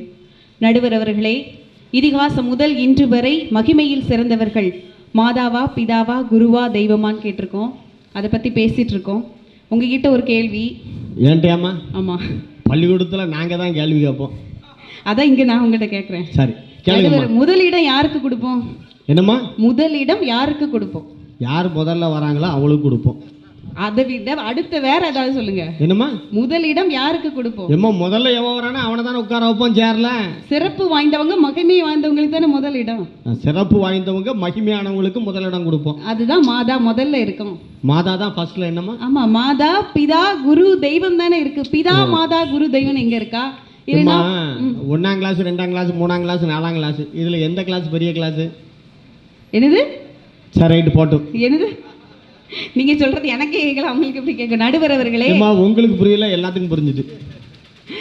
நடுவர் அவர்களே, அதனால மாதா முதல்ல இருக்கிறனால மகிமையில் சிறந்தவர் மாதா என்று முதல்லயே இருக்குல்ல, அதனால நான் சொல்ல வந்த நடுவர் அவர்களே, தெய்வங்கள்லாம் தங்களை விட மேலாக கருதியது தாயாகிய பெண்கள். ஒவ்வொரு வீட்டுக்கும் ஆண்டவன் வர முடியாது என்பதனால் தான் தாயை படைத்திருக்கிறான். தாய் வீட்டுல இருக்கும்போது தெய்வம் எதுக்கு? அதனாலதான் தெய்வங்களே தங்களை விட மேலாக கருதியதுனாலதான் ஒவ்வொரு வீட்லயும் தன்னாக இருக்க வேண்டும் சொல்லிட்டு தான் தாயை படைச்சிருக்கான் நடுவர்களே. அந்த அளவுக்கு மாதா சிறப்பு வாய்ந்தவங்க. அது இல்லைன்னு சொல்ல முடியுமா? ஒரு குழந்தையை எப்படி வளர்க்கணும் அப்படிங்கிறது அந்த தாய்க்கு தான் தெரியும். விவேகானந்தர் பத்தி சொன்னாங்க. அந்த விவேகானந்தர் துறவி ஆகணும்னு தீர்மானிச்சது அவங்க அம்மா தான். ஒவ்வொரு தடவையும் முதல்ல ஒரு தடவை வந்தாரு, துறவி ஆகணும்னு சொன்னாரு, கத்தி எடுத்துட்டு வான்னு சொன்னாங்க. இல்லப்பா நீ இதுக்கு தகுதி இல்லைன்னு சொல்லி அனுப்பிட்டாங்க. 2வது தடவை வந்தாரு, கத்தி எடுத்துட்டு வர சொன்னாங்க, கத்தி எடுத்துட்டு வந்தாரு, அப்பவும் நீ தகுதி இல்லைன்னு சொன்னாங்க. 3வது தடவை வரும்போது தான் நீ துறவி ஆகிறதுக்கு தகுதியா இருக்குன்னு சொல்லி தீர்மானிச்சது அவங்க அம்மா. அதுக்கப்புறம் தான் அந்த அருமையான மனிதரை நம்ம காண முடிஞ்சது. அந்த கதை எல்லாருக்குமே தெரிஞ்ச விஷயம். அதனால நம்ம அதிகமாக அதுக்குள்ள போக வேண்டாம். அதனால ஒரு அம்மாவால தான் ஒரு தீர்மானிக்க முடியும் தன் பையன் எப்படி வரணும், தன் பொண்ணு எப்படி வரணுங்கிறது. அதனால தான் ஒரு அருமையா சொல்லியிருக்காங்க, ஜீவநதியாய் நீங்க சொன்ன மாதிரி ஜீவநதியாய் வருவாள், என் தாகம் தீர்த்து தனிவாள், தவறினை பொறுப்பால் தர்மத்தை வளர்ப்பால், தரணியிலே வளம் சேர்த்திடுவாள், தாயில்லாமல் நான் இல்லை, தானே எவரும் பிறந்ததில்லை, எனக்கு ஒரு தாய் இருக்கின்றார், என்றும் நல்வழி காட்டுகின்றாள். தாய் என்பவள் எப்பொழுதும் நல்ல வழி காட்டக்கூடியவங்க. ஒரு வீட்டில் எடுத்துக்கோங்க, வீட்டில் ஒரு பையனோ பொண்ணோ வெளியிலேருந்து வராங்கன்னா, அப்பா வீட்டில் இருந்தாருன்னா, அம்மா வீட்டில் இருந்தாங்கன்னா அப்போ என்ன கேட்பாரு தெரியுமா? அம்மா உன் ஷூங்க, என் சாக்ஸுங்க, என் டிஃபன் பாக்ஸுங்க அப்படிமா. அதே இது அப்பா வீட்டில் இருக்கும்போது வெளியிலேருந்து ஓடி வர்ற பையன் என்ன கேட்பான் தெரியுமா? அப்பா அம்மா இங்க, வேற எதுவுமே கேட்க மாட்டேன், அம்மா இங்க. அம்மா இருந்தா சகலமும் வீட்டுல இருக்கும் நடுவர்களே. தாய் இல்லாத வீட்டை நினைச்சு பாருங்க. ஒரு அதெல்லாம் உண்மையிலே பொம்பளை வீட்டுல இல்லைன்னா அது வீடே கிடையாது. காப்பி குடிச்ச டம்ளர் அப்படி இருக்கும், அதுல ஒரு பாச்சா தற்கொலை பண்ணி கிடக்கும். அதே காலையில அவுத்து போட்ட லுங்கி அப்படி கிடக்கும், வட்டமா அப்படி கிடக்கும். வீடு அப்படி இப்படி எந்தெந்த ஜாமான் எங்கெங்க அப்படி பரத்தி கிடக்கும். அதே ஒரு பெண் வீட்டுல இருந்த அந்த வீடே அப்படியே ஒரு அம்சமா இருக்குமே. இவன் இருந்தான்னா 50 பைசாக்கு பீடி வாங்கி குடிச்சு வீட்டை நாட்டிக்கிட்டு இருப்பான். ஆனா பொம்பளை வீட்டுல இருந்தான்னா 50 பைசாக்கு பத்தியை வாங்கி கொளுத்தி வீடே கமன்னு. அதுதானே அந்த தாய். நடுவர் அவர்களை இதிகாசத்திலிருந்து இப்ப வரைக்கும் ஒவ்வொரு தாய் அனுபவிக்கிறது பிரசவ வேதனை. மறுபிறவின்னு ஏன் சொல்றாங்க? அப்ப இருந்து இப்ப வரைக்கும் மறுபிறவியா தானே இருக்கு நடுவர் அவர்களே. அந்த குழந்தைய தான் வயிற்றுல சமந்ததுல இருந்து முதல் மாசத்துல இருந்து கடைசி மாசம் வரைக்கும் பெத்து எடுக்கிற வரைக்கும் அந்த குழந்தைக்கு என்ன வேணும் என்ன வேண்டாம் அதை பார்த்து மாங்காய் சாப்பிட்றது அந்த இதயம் நல்லா இருக்கும் பார்த்து ஒவ்வொரு பொருளா சாப்பிட்டு அந்த குழந்தைய பெத்து எடுக்கும் போது பெற மாதிரி வேதனை வேற என்ன சொல்ல முடியும்? இப்ப எந்த பொம்பளை வேதனைப்படுதா? இல்ல நான் தெரியாம தான் கேட்கேன். இப்பெல்லாம் எந்த பொம்பளையும் வேதனையே படுறது கிடையாது. ஏதோ பிக்னிக் போயிட்டு வர மாதிரி பிள்ளையை பற்றி எடுத்துகிட்டு வந்துடுதா. டாக்டர் சொல்லுதா இந்த வலி கிளி வந்துடவே கூடாது, இன்னும் 4 நாள் பொறுப்பு மாமா, ஒரு சிலைனை ஏற்றி பார்ப்போமா, இந்த சுவாலியே வேண்டாம், உனக்கு வேண்டியது என்ன ரூபா, எனக்கு வலியே இல்லாமல் பிள்ளை வரணும்னு சொல்லி சிசேரியன். அதுலேயே இப்போ பேட்ச் மாதிரி வந்துட்டு, முன்னாலெல்லாம் தையல் எல்லாம் உண்டு, இப்போ பேட்ச்னு ஒரு பேட்ச் ஒட்டிட்டு கிழிச்சிருதா. இந்த மாதிரி எவ்வளவு டெக்னிக் வந்துட்டு இன்னைக்கு. நடுவர்களே உங்களுக்கு அந்த வலியை பத்தி தெரியல. சுகப்பிரசவம்னா அந்த நேரத்தோட அந்த வலி போயிரும். ஆனா சிசேரியன் தான் இருக்கிறதுலே பெரிய வேதனை நடுவர்களே. அந்த பிளாஸ்டர்னு சொல்றீங்களா, சும்மா பிளாஸ்டர் போடுவாங்க, குழந்தை எடுக்கிறதுக்கு லேசா அறுத்து தானே பிளாஸ்டர் போடுவாங்க. சொன்னா இவரு புரிய மாட்டேங்க, இவரு கூட இருந்து பேசிக்கிட்டே இருக்காரு. நடுவரில் அது பெரிய வேதனை. அதை பத்தி தெரியாம நீங்க பேசிட்டு இருக்கீங்களே. அன்னைக்கு ஒரு நாள் தான் வலி கிடையாது, அதுக்கப்புறம் முழுக்க வலி, குனிய முடியாது, எவ்வளவு கஷ்டம். குறுக்க வளைச்சு ஒரு இன்ஜெக்ஷன் போடுறாங்களா, அந்த வலி யார்கிட்ட போய் கேட்க முடியும் சொல்லுங்க பாப்போம். அப்படி ஒரு அதனால தானே ஒத்த பிள்ளையோட நிப்பாட்டிடுறியா? யார் 2-3 பிள்ளை? பிள்ளைய காலத்துலலாம் 10 பிள்ளை பெத்தா.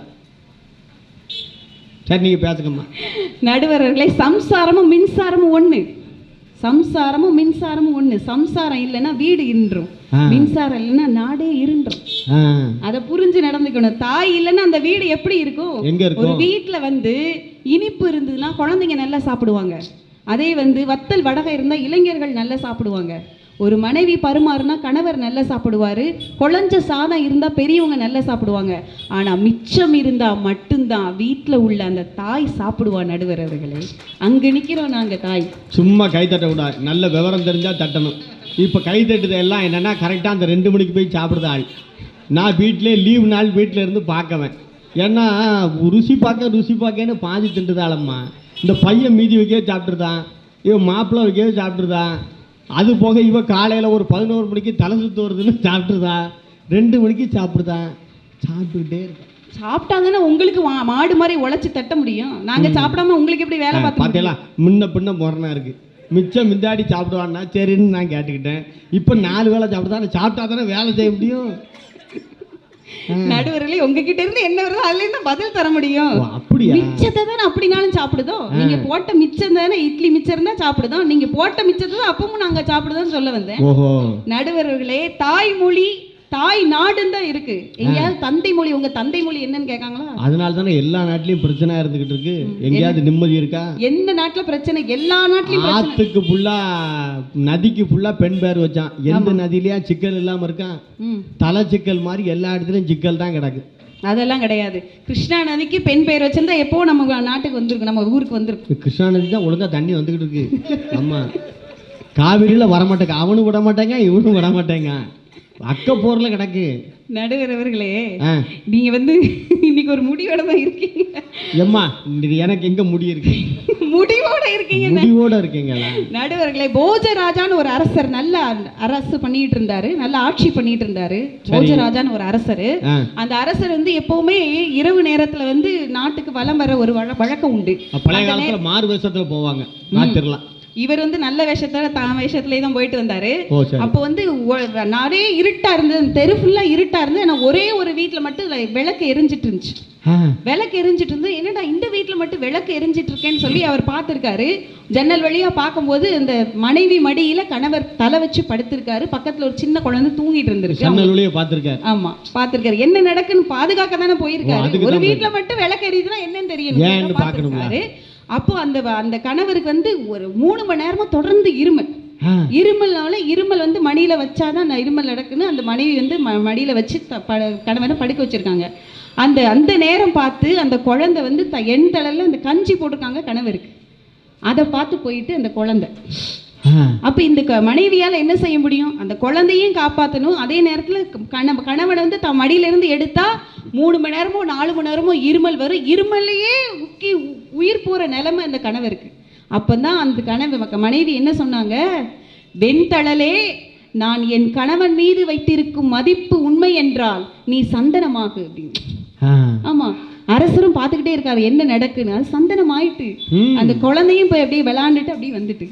அப்பதான் என்ன நடக்குன்னு தெரியலையேன்னு சொல்லி மறுநாள் அரசவையில புலவர்கள்லாம் கூப்பிட்டு என்ன நடக்கு, அப்படி ஆகுமா, வெண்தளல் சந்தனமா ஆகுமா அப்படின்னு சந்தேகத்தை கேட்கும்போது ஒரே ஒரு புலவர் மட்டும் சொன்னாரு, கற்புடைய பெண்கள் எதை சொன்னாலும் அது அப்படியே நடக்கும் என்று சொன்னாரே. அன்று முதல் இன்று வரை தாய் என்பவள் கற்புடையதாக இருக்கிறாள், தியாகத்தின் மறு உருவமாக இருக்கிறாள், பாசத்தின் மறு உருவமாக என்று சொல்லி இதிகாசல் முதல் இன்று வரை ஒரு மகிமையில் சிறந்து விளங்குபவர் மாதாதான் மாதாதான் மாதாதான் என்று கூறி வாய்ப்பளித்த அனைவருக்கும் நன்றி கூறி விடைபெறுகின்றேன். நன்றி, வணக்கம்.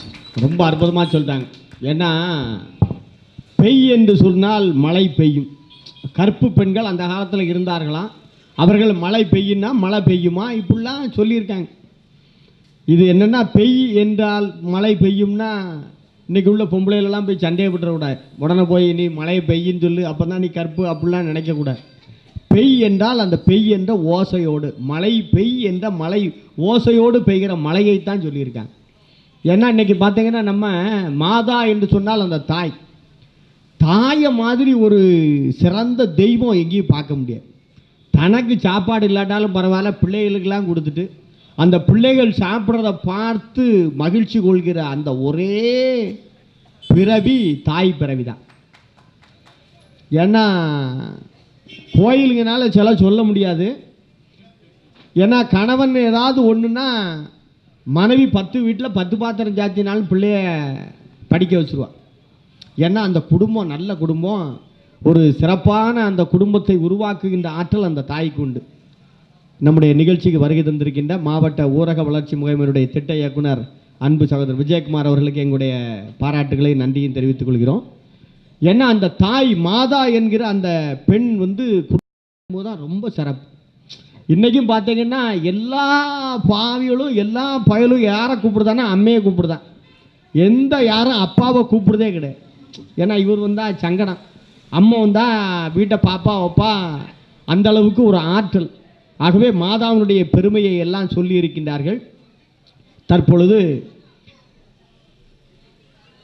மகிமையில் சிறந்திருப்பவர்கள் பிதா என்று பேசுவதற்காக நம்முடைய கவிஞர் முத்தமிழ் அவர்கள் இப்போது வருகை தருகின்றார்கள்.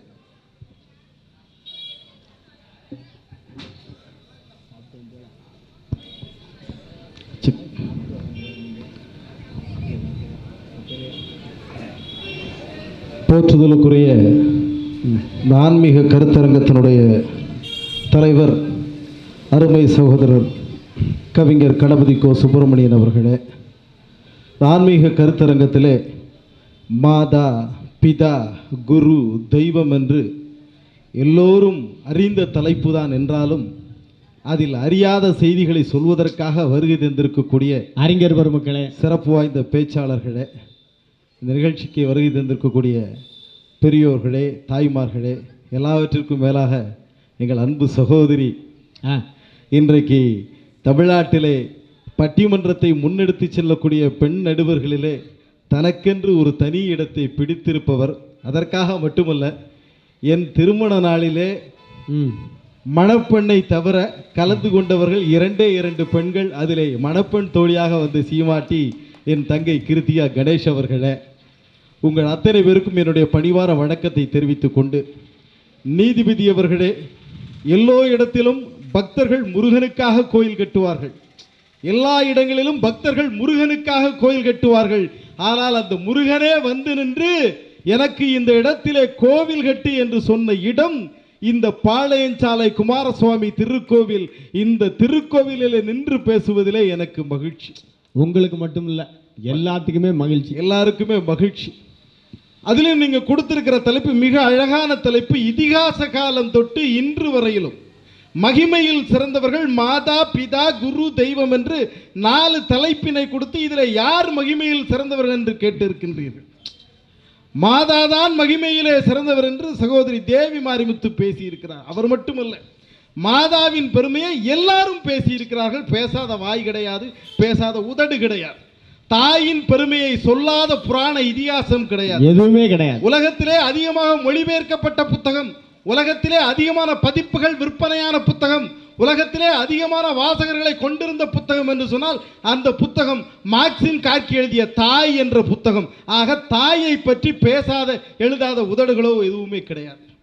அதே போல குருவை பற்றியும் எல்லோரும் பெருமை பொங்க எத்தனையோ குருவினுடைய கதைகளை எல்லாம் சொல்லி இருக்கிறார்கள். அதுபோலத்தான் தெய்வத்தை பற்றியும் சொல்லாதவர்கள் கிடையாது. எல்லாரும் சொல்லாம விட்டுட்டு போயிருக்கிற ஒரு விஷயத்தை தான் நான் கையில் எடுத்திருக்கிறேன், யாருமே தொடாதது. அதுதான் பிதா.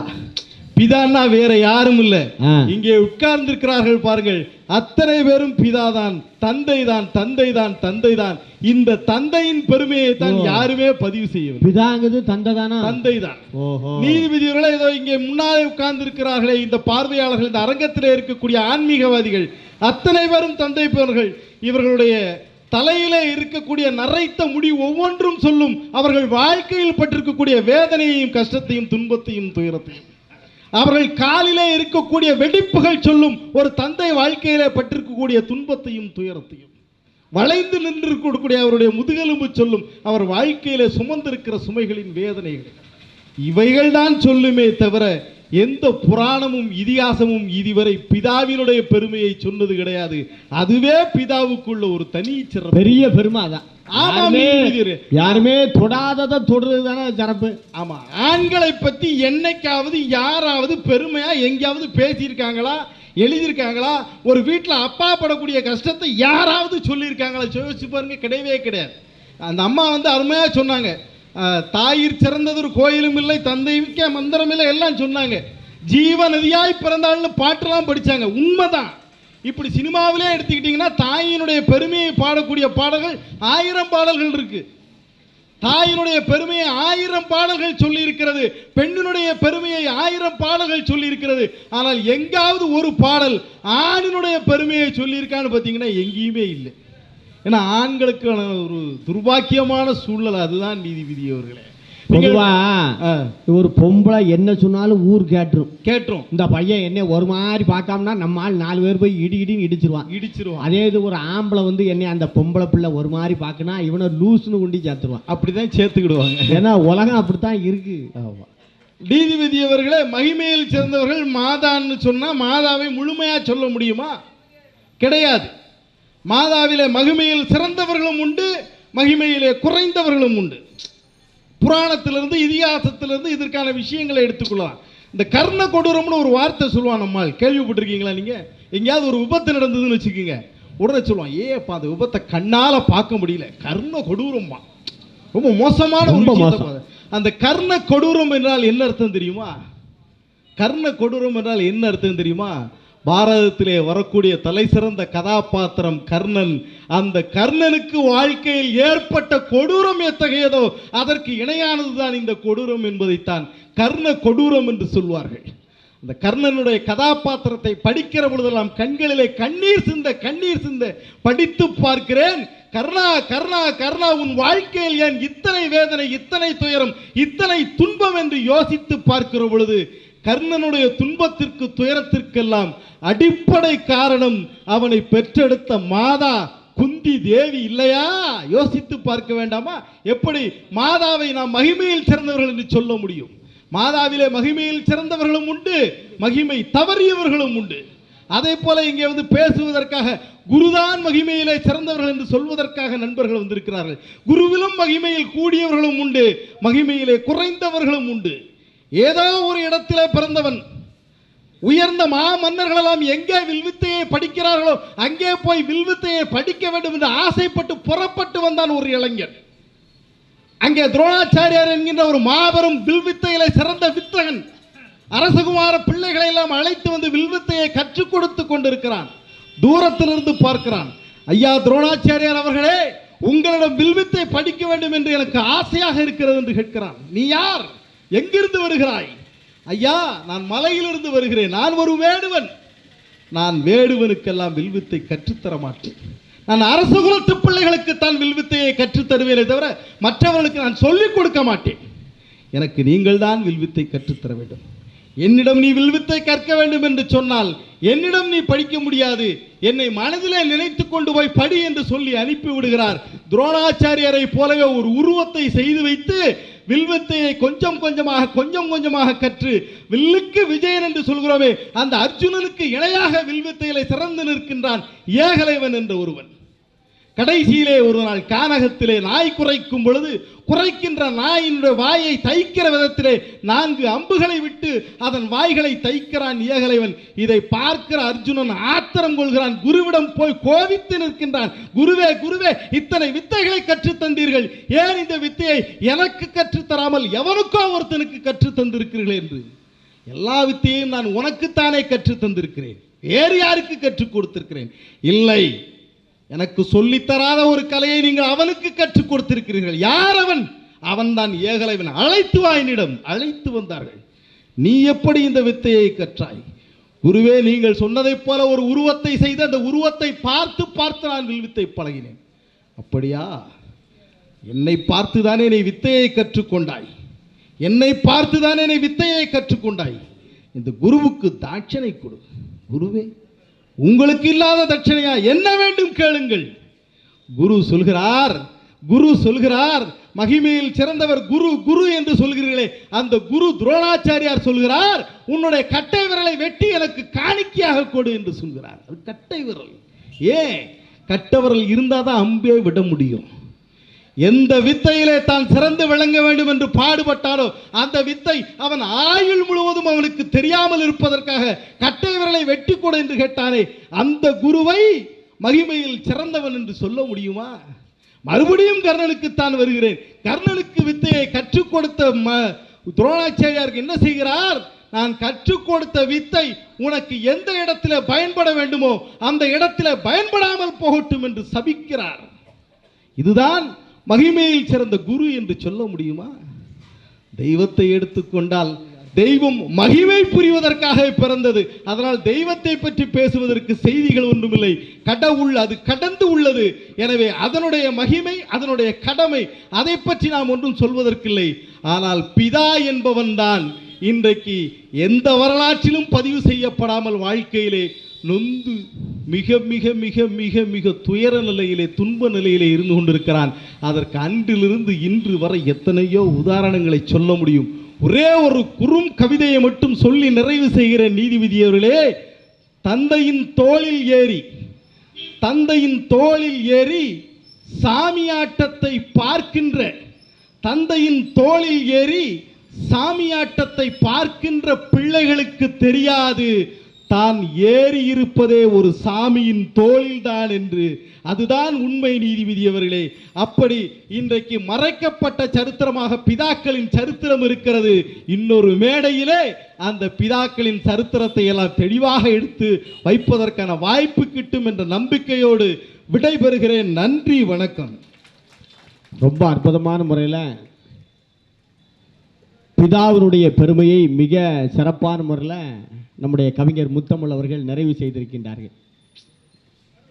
இன்றைய கட்டளைதாரர் மரியாதைக்குரிய என் சங்கரகுமார், திரு என் முத்துக்குமார் குடும்பத்தார் ஜோதி பிரஸ் அவர்களை இந்த நேரத்திலே பாராட்டி ரொம்ப சிறப்பான முறையில் பிதாவினுடைய பெருமையெல்லாம் சொல்லியிருக்காங்க.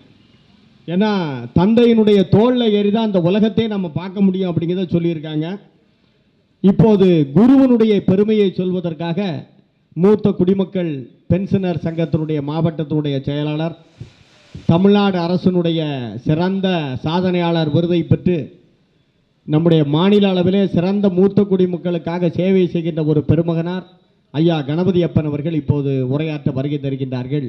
குருவே என்று சுவிட்சை போட்டுடுங்க.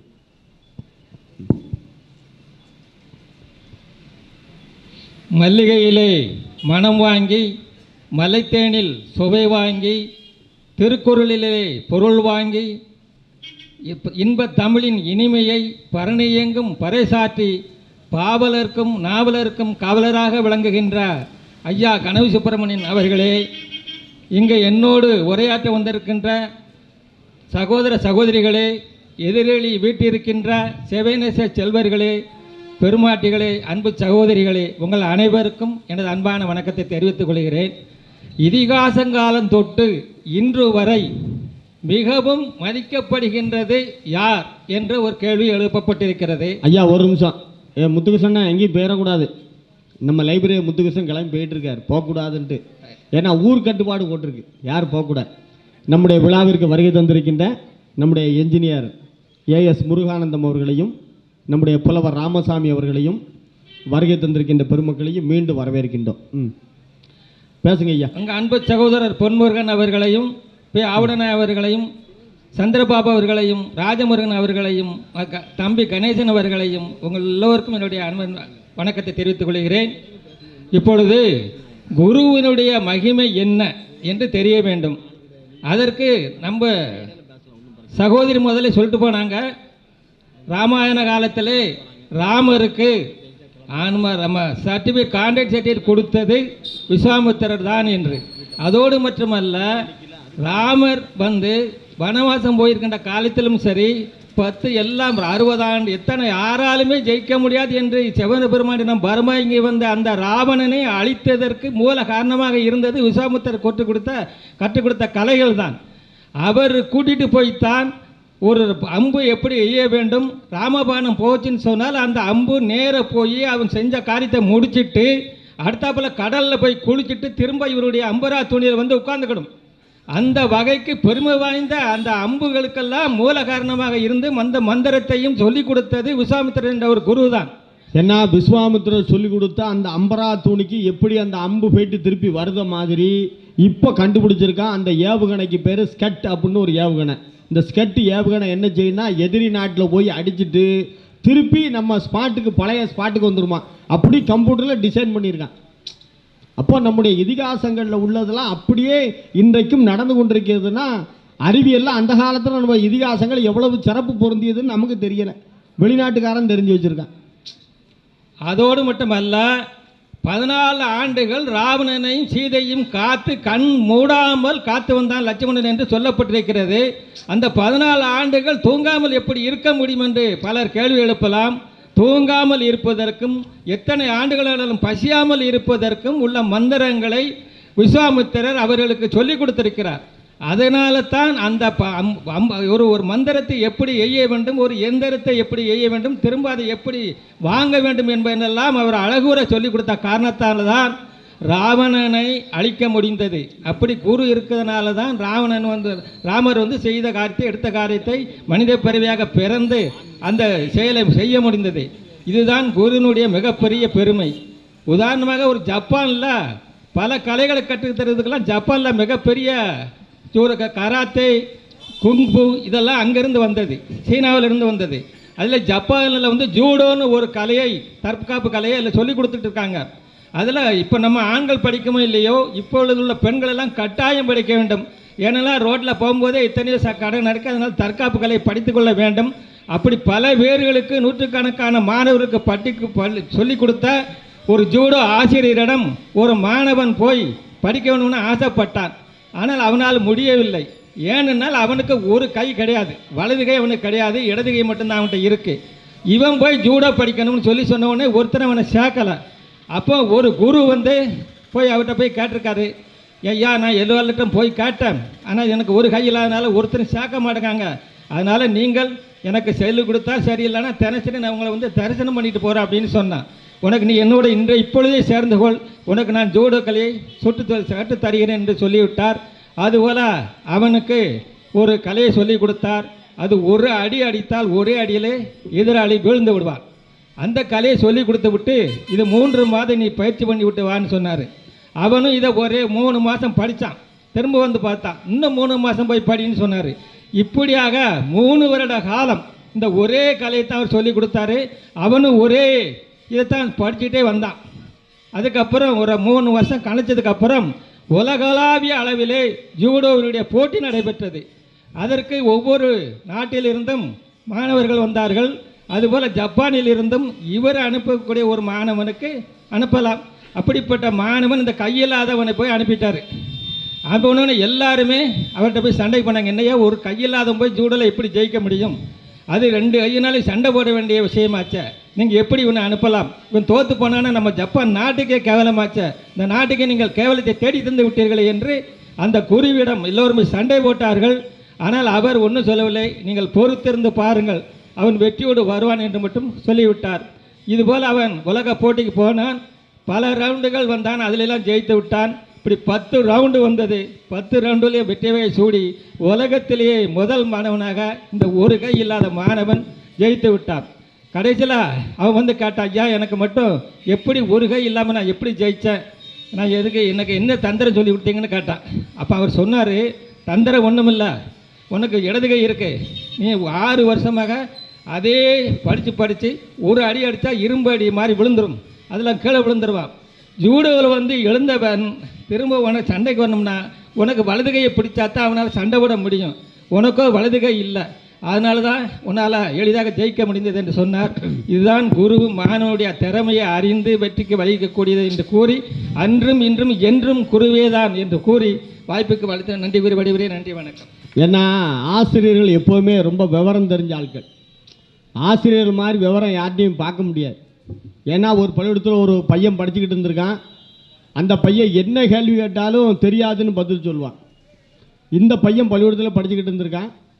டிஓ இன்ஸ்பெக்ஷன் வரான்னொன்னே அந்த பையனை கூப்பிட்டு எல்லாம் நல்லா இருப்பேன், 50 ரூபா தாரேன், நாளைக்கு படத்துக்கு போக பள்ளிக்கூடத்துக்கு வராதலைன்னு வாத்தியார் கையெடுத்து கும்பிட்டுருக்கார். அந்த பையனும் சரின்னு வீட்டுக்கு போயிட்டான். வாத்தியாருக்கு ரொம்ப சந்தோஷம். சரி அந்த 50 ரூபா வாங்கிட்டு போயிட்டான். மாடசாமி நாளைக்கு வரமாட்டான்னு சந்தோஷத்தில் இருக்கார். காலையில் 8 மணிக்கு வாத்தியார் போகிறாரு, 7:30 மணிக்கே பள்ளிக்கூடத்துக்கு வந்து நிற்கான் மாடசாமி. உடனே பார்க்காரு, ஏல மாடசாமி என்னல வந்துட்டியா அப்படின்னாரு.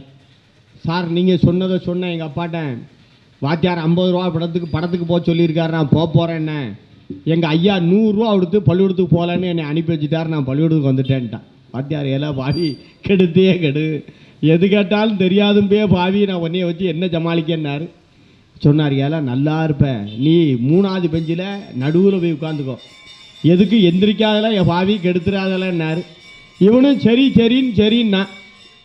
ஆனால் என்ன டிஓ உள்ளே வந்தோடனே அப்படியே எந்திரிச்சு டிஓவை பார்த்தா இவனை டிஓ பார்த்தார். பையன் ஆர்வமாக இருக்கானே, பையன்கிட்ட கேள்வியை கேளுங்கன்ட்டார். வாத்தியாருக்கு என்ன செய்யறே ஓடலை. ஒன்றா கேட்டார், சார் பையன்கிட்ட இலக்கணத்தில் ஒரு கேள்வி கேளுங்க அப்படின்னார். வாத்தியார் தெரியும் அவன் என்ன பதில் சொல்ல போகிறான்னு தெரியும், அவனுக்கு ஏற்ற மாதிரி ஒரு கேள்வி கேட்டார். தெரியும் என்பதற்கு எதிர்ச்சொல் என்ன அப்படின்னார். அவன் தெரியாது அப்படின்னா சிடோன்ட்டார். டிஓ ரொம்ப டெக்னிக் உள்ளவர். அவர் சொன்னார், அதே பையன்ட்ட இலக்கியத்திலேருந்து ஒரு கேள்வி கேளும், பையன் எப்படி பதில் சொல்தான்னு பார்த்துருவோம்ட்டார். வாத்தியாருக்கு ஒன்று ஓடலை. இலக்கணத்தில் கேட்டாச்சு, இலக்கியத்தில் எப்படி கேட்க, சரி இருக்கட்டும் சமாளிப்பும்ட்டு அந்த பையலை எழுப்பினார். ஏன் மாடசாமி அப்பளம் சொன்ன மாதிரி பதில் டான்னு வரணும், கரெக்டாக வரைஞ்சார். அந்த அவன்கிட்ட கேள்வி கேட்டார், ஆந்தைக்கு பகலில் கண் தெரியுமா அப்படின்னார். தெரியாது அப்படின்னா. உட்காருன்ட்டான். ஏன்னா கேள்வி எப்படி கேட்கணும்னு தெரிஞ்சு கேட்டால் பதில் கரெக்டாக வரும். இப்படி எவனை எப்படி மடக்கணும், எவனை எப்படி கொண்டு போகணும் என்பதெல்லாம் யாருக்கு தெரியும் அப்படின்னா ஆசிரியர் பெருமக்கள் தெரியும் என்பதை சொல்லி இருக்கின்றார்கள். இப்போது தெய்வமே என்று பேசுவதற்காக ஆசிரியை மீனாட்சி நடராஜன் அவர்கள் இப்போது வருகை தருகின்றார்கள்.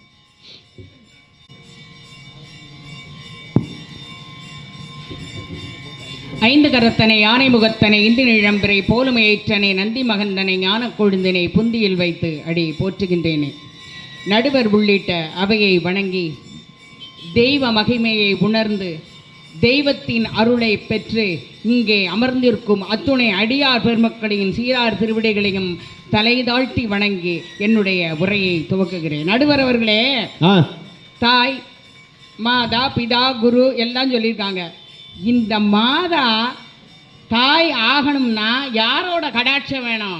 தெய்வ கடாட்சம் வேணும். நடுவர் அவர்களே, அதுக்கு தான் கருகாத்தம்மன் கோயிலுக்கு போகணும். ஆமா, இல்ல தஞ்சாவூர் பக்கம் கற்பரட்சாம்பிகை கோயிலுக்கு போகணும். ஆமா, ஏன்னா இந்த தாய் ஆகிறதுக்கு எல்லா கோயிலும் முதல்ல கல்யாணம் ஆகுனா திருமணம் சேரி போகணும், அது போகணும்.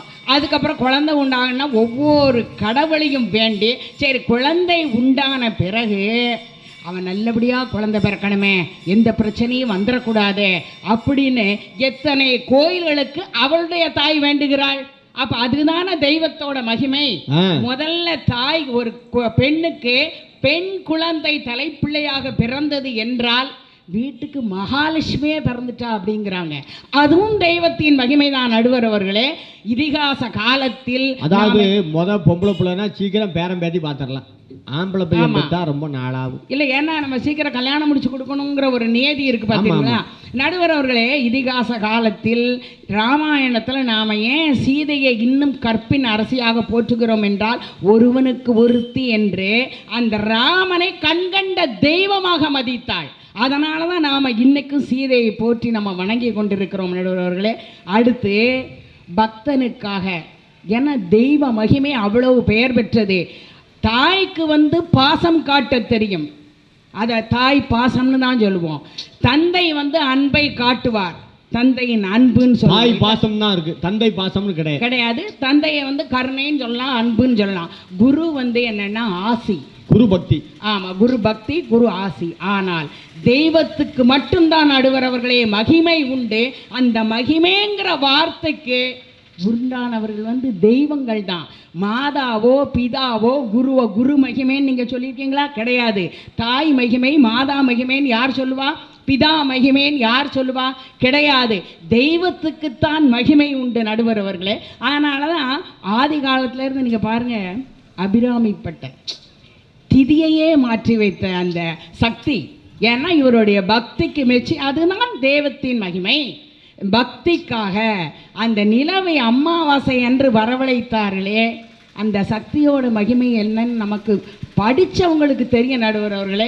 தெய்வத்தின் மகிமை என்ன என்பது குருவாக இருக்க வேண்டும் என்றால், ஒரு நல்ல ஆசிரியராக நீங்கள் இது வாங்கியிருக்கீங்க, விருது வாங்கியிருக்கிறீர்கள், உங்களுக்கு கொடுக்கப்பட்டிருக்கிறது என்றால் அதற்கு யார் காரணம்? தெய்வத்தின் கடாட்சம் இருக்கிறதே, ஆண்டவனின் அருள் இருக்கிறதே, ஆண்டவனின் மகிமையால் நீங்கள் அப்படி நல்ல ஆசிரியர் விருது வாங்கியிருக்கிறீர்கள்.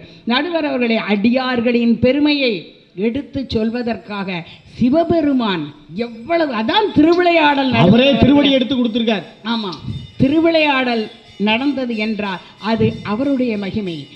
மனித நேயம் எல்லோருக்கும் இருக்க வேண்டும் என்ற உதாரணத்திற்காக முருகப்பெருமான், நீங்க தான் சொன்னீங்க, சேவலாகவும் மயிலாகவும் பகையைத்தான் அழிக்க வேண்டும், பகைவனை அழிக்க கூடாது. அந்த தாற்பயத்தை சொல்லுகின்ற ஒரு விழாவாக இந்த கந்தசஷ்டி விழா இருக்கிறது என்றால், அந்த மனித நேயம் காரணமாக அந்த பகைவனை கூட சேவலாகவும் கொடியாகவும் வைத்திருக்கிறார். அது முருகனோட மகிமை. இப்படி எல்லா கடவுள்களும் மகிமையை பற்றி விளங்குகின்றார்கள். நடுவர் அவர்களே, குரு நல்ல குருவாக இருக்க வேண்டும் என்றால் அதற்கு கடவுளுடைய அருள் வேண்டும். தாய் நல்ல தாயாக இருக்க வேண்டும் என்றால் அதற்கு கடவுளுடைய அருள் வேண்டும். ஏன் எல்லாரும் போய் கோயில் இல்லா ஊரில் குடியிருக்க வேண்டாம், ஆலயம் தொழுவது சாலவும் நன்று அப்படின்னு ஏன் சொல்றாங்க? என்ன காரணத்துக்காக சொல்றாங்க? ஏனென்றால் ஆண்டவன் மகிமை அதை நாம 1-2 வார்த்தைகளால் சொல்லவே முடியாத நடுவர்களே. சொல்ல நினைத்தாலும் அது நின்று அந்த நேரத்தோடு முடியக்கூடியதில்லை. ஏன்னா அது தொடர்ந்து கொண்டே இருக்கும். காலகாலத்திற்கும் நம்முடைய ஆயுளுக்கும் அந்த ஆண்டவனுடைய மகிமை தொடர்ந்து வந்து கொண்டே இருக்கும். ஏன்னா ஒருத்தர் ஒன்று செஞ்சிருப்பாங்க, ஒருத்தர் என்னாச்சு, நீங்க இந்த மாதிரி தட்டும் போது கோவமே படக்கூடாது. ஏன்னா நான் 9:45 சொல்லியிருக்கேன், 9:40. ஏன்னா இன்னும் 3 பேர் பேசி தீர்ப்பு சொல்லி முடிக்கணும், நேரம் ஆயிடக்கூடாது. அதுக்கு தான் கோபப்பட்டால் நான் தெய்வத்தை பத்தி பேச வந்திருக்க மாட்டேன், மனிதர்களை பத்தி பேச வந்திருப்பேன். நான் கோபமே பட மாட்டேன். ஏன்னா கடவுள் கோபப்பட மாட்டார். கோபப்படுபவர்களையும் சாந்தப்படுத்துவதே கடவுளுடைய மகிமை. நடுவர் அவர்களே, அதாவது எவ்வளவோ அதை தாய் மூலமா முதல்ல திருத்த பார்க்குறாங்க. ஒரு பையன் தப்பு செஞ்சா அம்மாட்ட போய் சொல்லுவாங்க, உன் பையன் எப்படி இருக்கான்னு, திருந்த காணோம். அடுத்தாக்கில் நைஸாக அப்பாட்ட போய் சொல்லுவாங்க. ஏன்னா அப்பா ரொம்ப அடிச்சுடுவாருன்னு முதல்ல அப்பாட்ட சொல்ல மாட்டாங்க, அப்பாட்ட போய் சொல்லுவாங்க, உன் பையன் எப்படி இருக்கான், என்ன இப்படி சொல்லி பார்ப்பாங்க. திருந்துற வழியால் நேராக வாத்தியார்ட்ட பார்ப்பாங்க, என்ன சொல்லிக் கொடுக்க நீ படிப்ப, இந்த பையன் உன்ட்ட படிக்க பையன் என்னென்ன லட்சணத்தில் இருக்கான் அவரும் சொல்லி பார்ப்பாரு. திருந்தவில்லை என்றால் தாயால் முடியாதது, தந்தையால் முடியாதது, குருவால் முடியாதது, இறைவனிடம் போய் பூரண சரணாகதி அடைந்தால் நிச்சயமாக முடியும் என்பதுதான் இறைவனுடைய மகிமை. அதனால இதிகாச காலத்திலிருந்து இன்று வரை யாரோட மகிமை பெரியது என்றால் ஆண்டவனின் மகிமைதான். அவன் அன்றி ஒரு அளவும் அசையாது. நாம் இப்போ நின்றுட்டு இருக்கோம், பேசிட்டு இருக்கோம், இவங்க எல்லாம் கவனித்து கொண்டு இருக்கிறார் என்றால் அதற்கு காரணம் அந்த ஆண்டவனின் அருள் தான் என்று கூறி வாய்ப்பளித்த நல்ல உள்ளங்களுக்கு நன்றி கூறி உங்களிடம் பெறுகிறேன், வருகிறேன். வணக்கம், நன்றி. ரொம்ப அற்புதமான முறையில் பேசி நீங்க குருவை என்று பேசுவதற்காக நம்முடைய லட்சுமி சங்கர நாராயணன் அவர்கள், பள்ளி ஆசிரியை அவர்கள் இப்போது வருகை தருகின்றார்கள். 3 நிமிஷம் மிஞ்சி போனால் 2:59.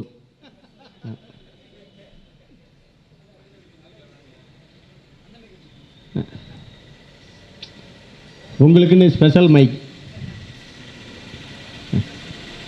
சுவிட்சை போட்டீங்களா? குடியிருக்கிற தள்ளி வாங்க, ஏன்னா அவன் திருமுருகன் டிவி வாரமாக போயிடும், தள்ளி வந்துருங்க. ரைட். குடியிருக்கிற அவையை வணங்கி எல்லாம் வல்ல முருகப்பெருமானை வணங்கி என்னுடைய உரையை ஆரம்பிக்கிறேன். முதல்ல யாருக்கும் வணக்கமே வேண்டாம், நேரே சப்ஜெக்ட் போயிடலாம். சொல்ல வேண்டியது ஒரே ஒரு கருத்து.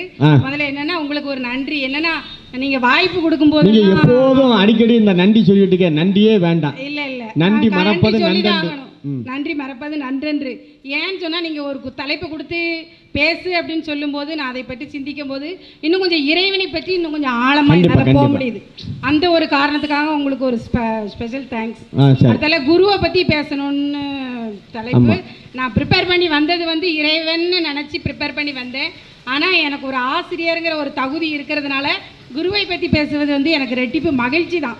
ஏன்னா வீட்டில் ஒரு தாய் பெற்று வளர்க்குறா, வளர்த்து நம்பி ஒப்படைக்கிறா பாருங்க. யாருக்கிட்ட? யாராவது உங்கள் பிள்ளையை தொட்டு அடிக்க விட்டுருவீங்களா? நீங்கள்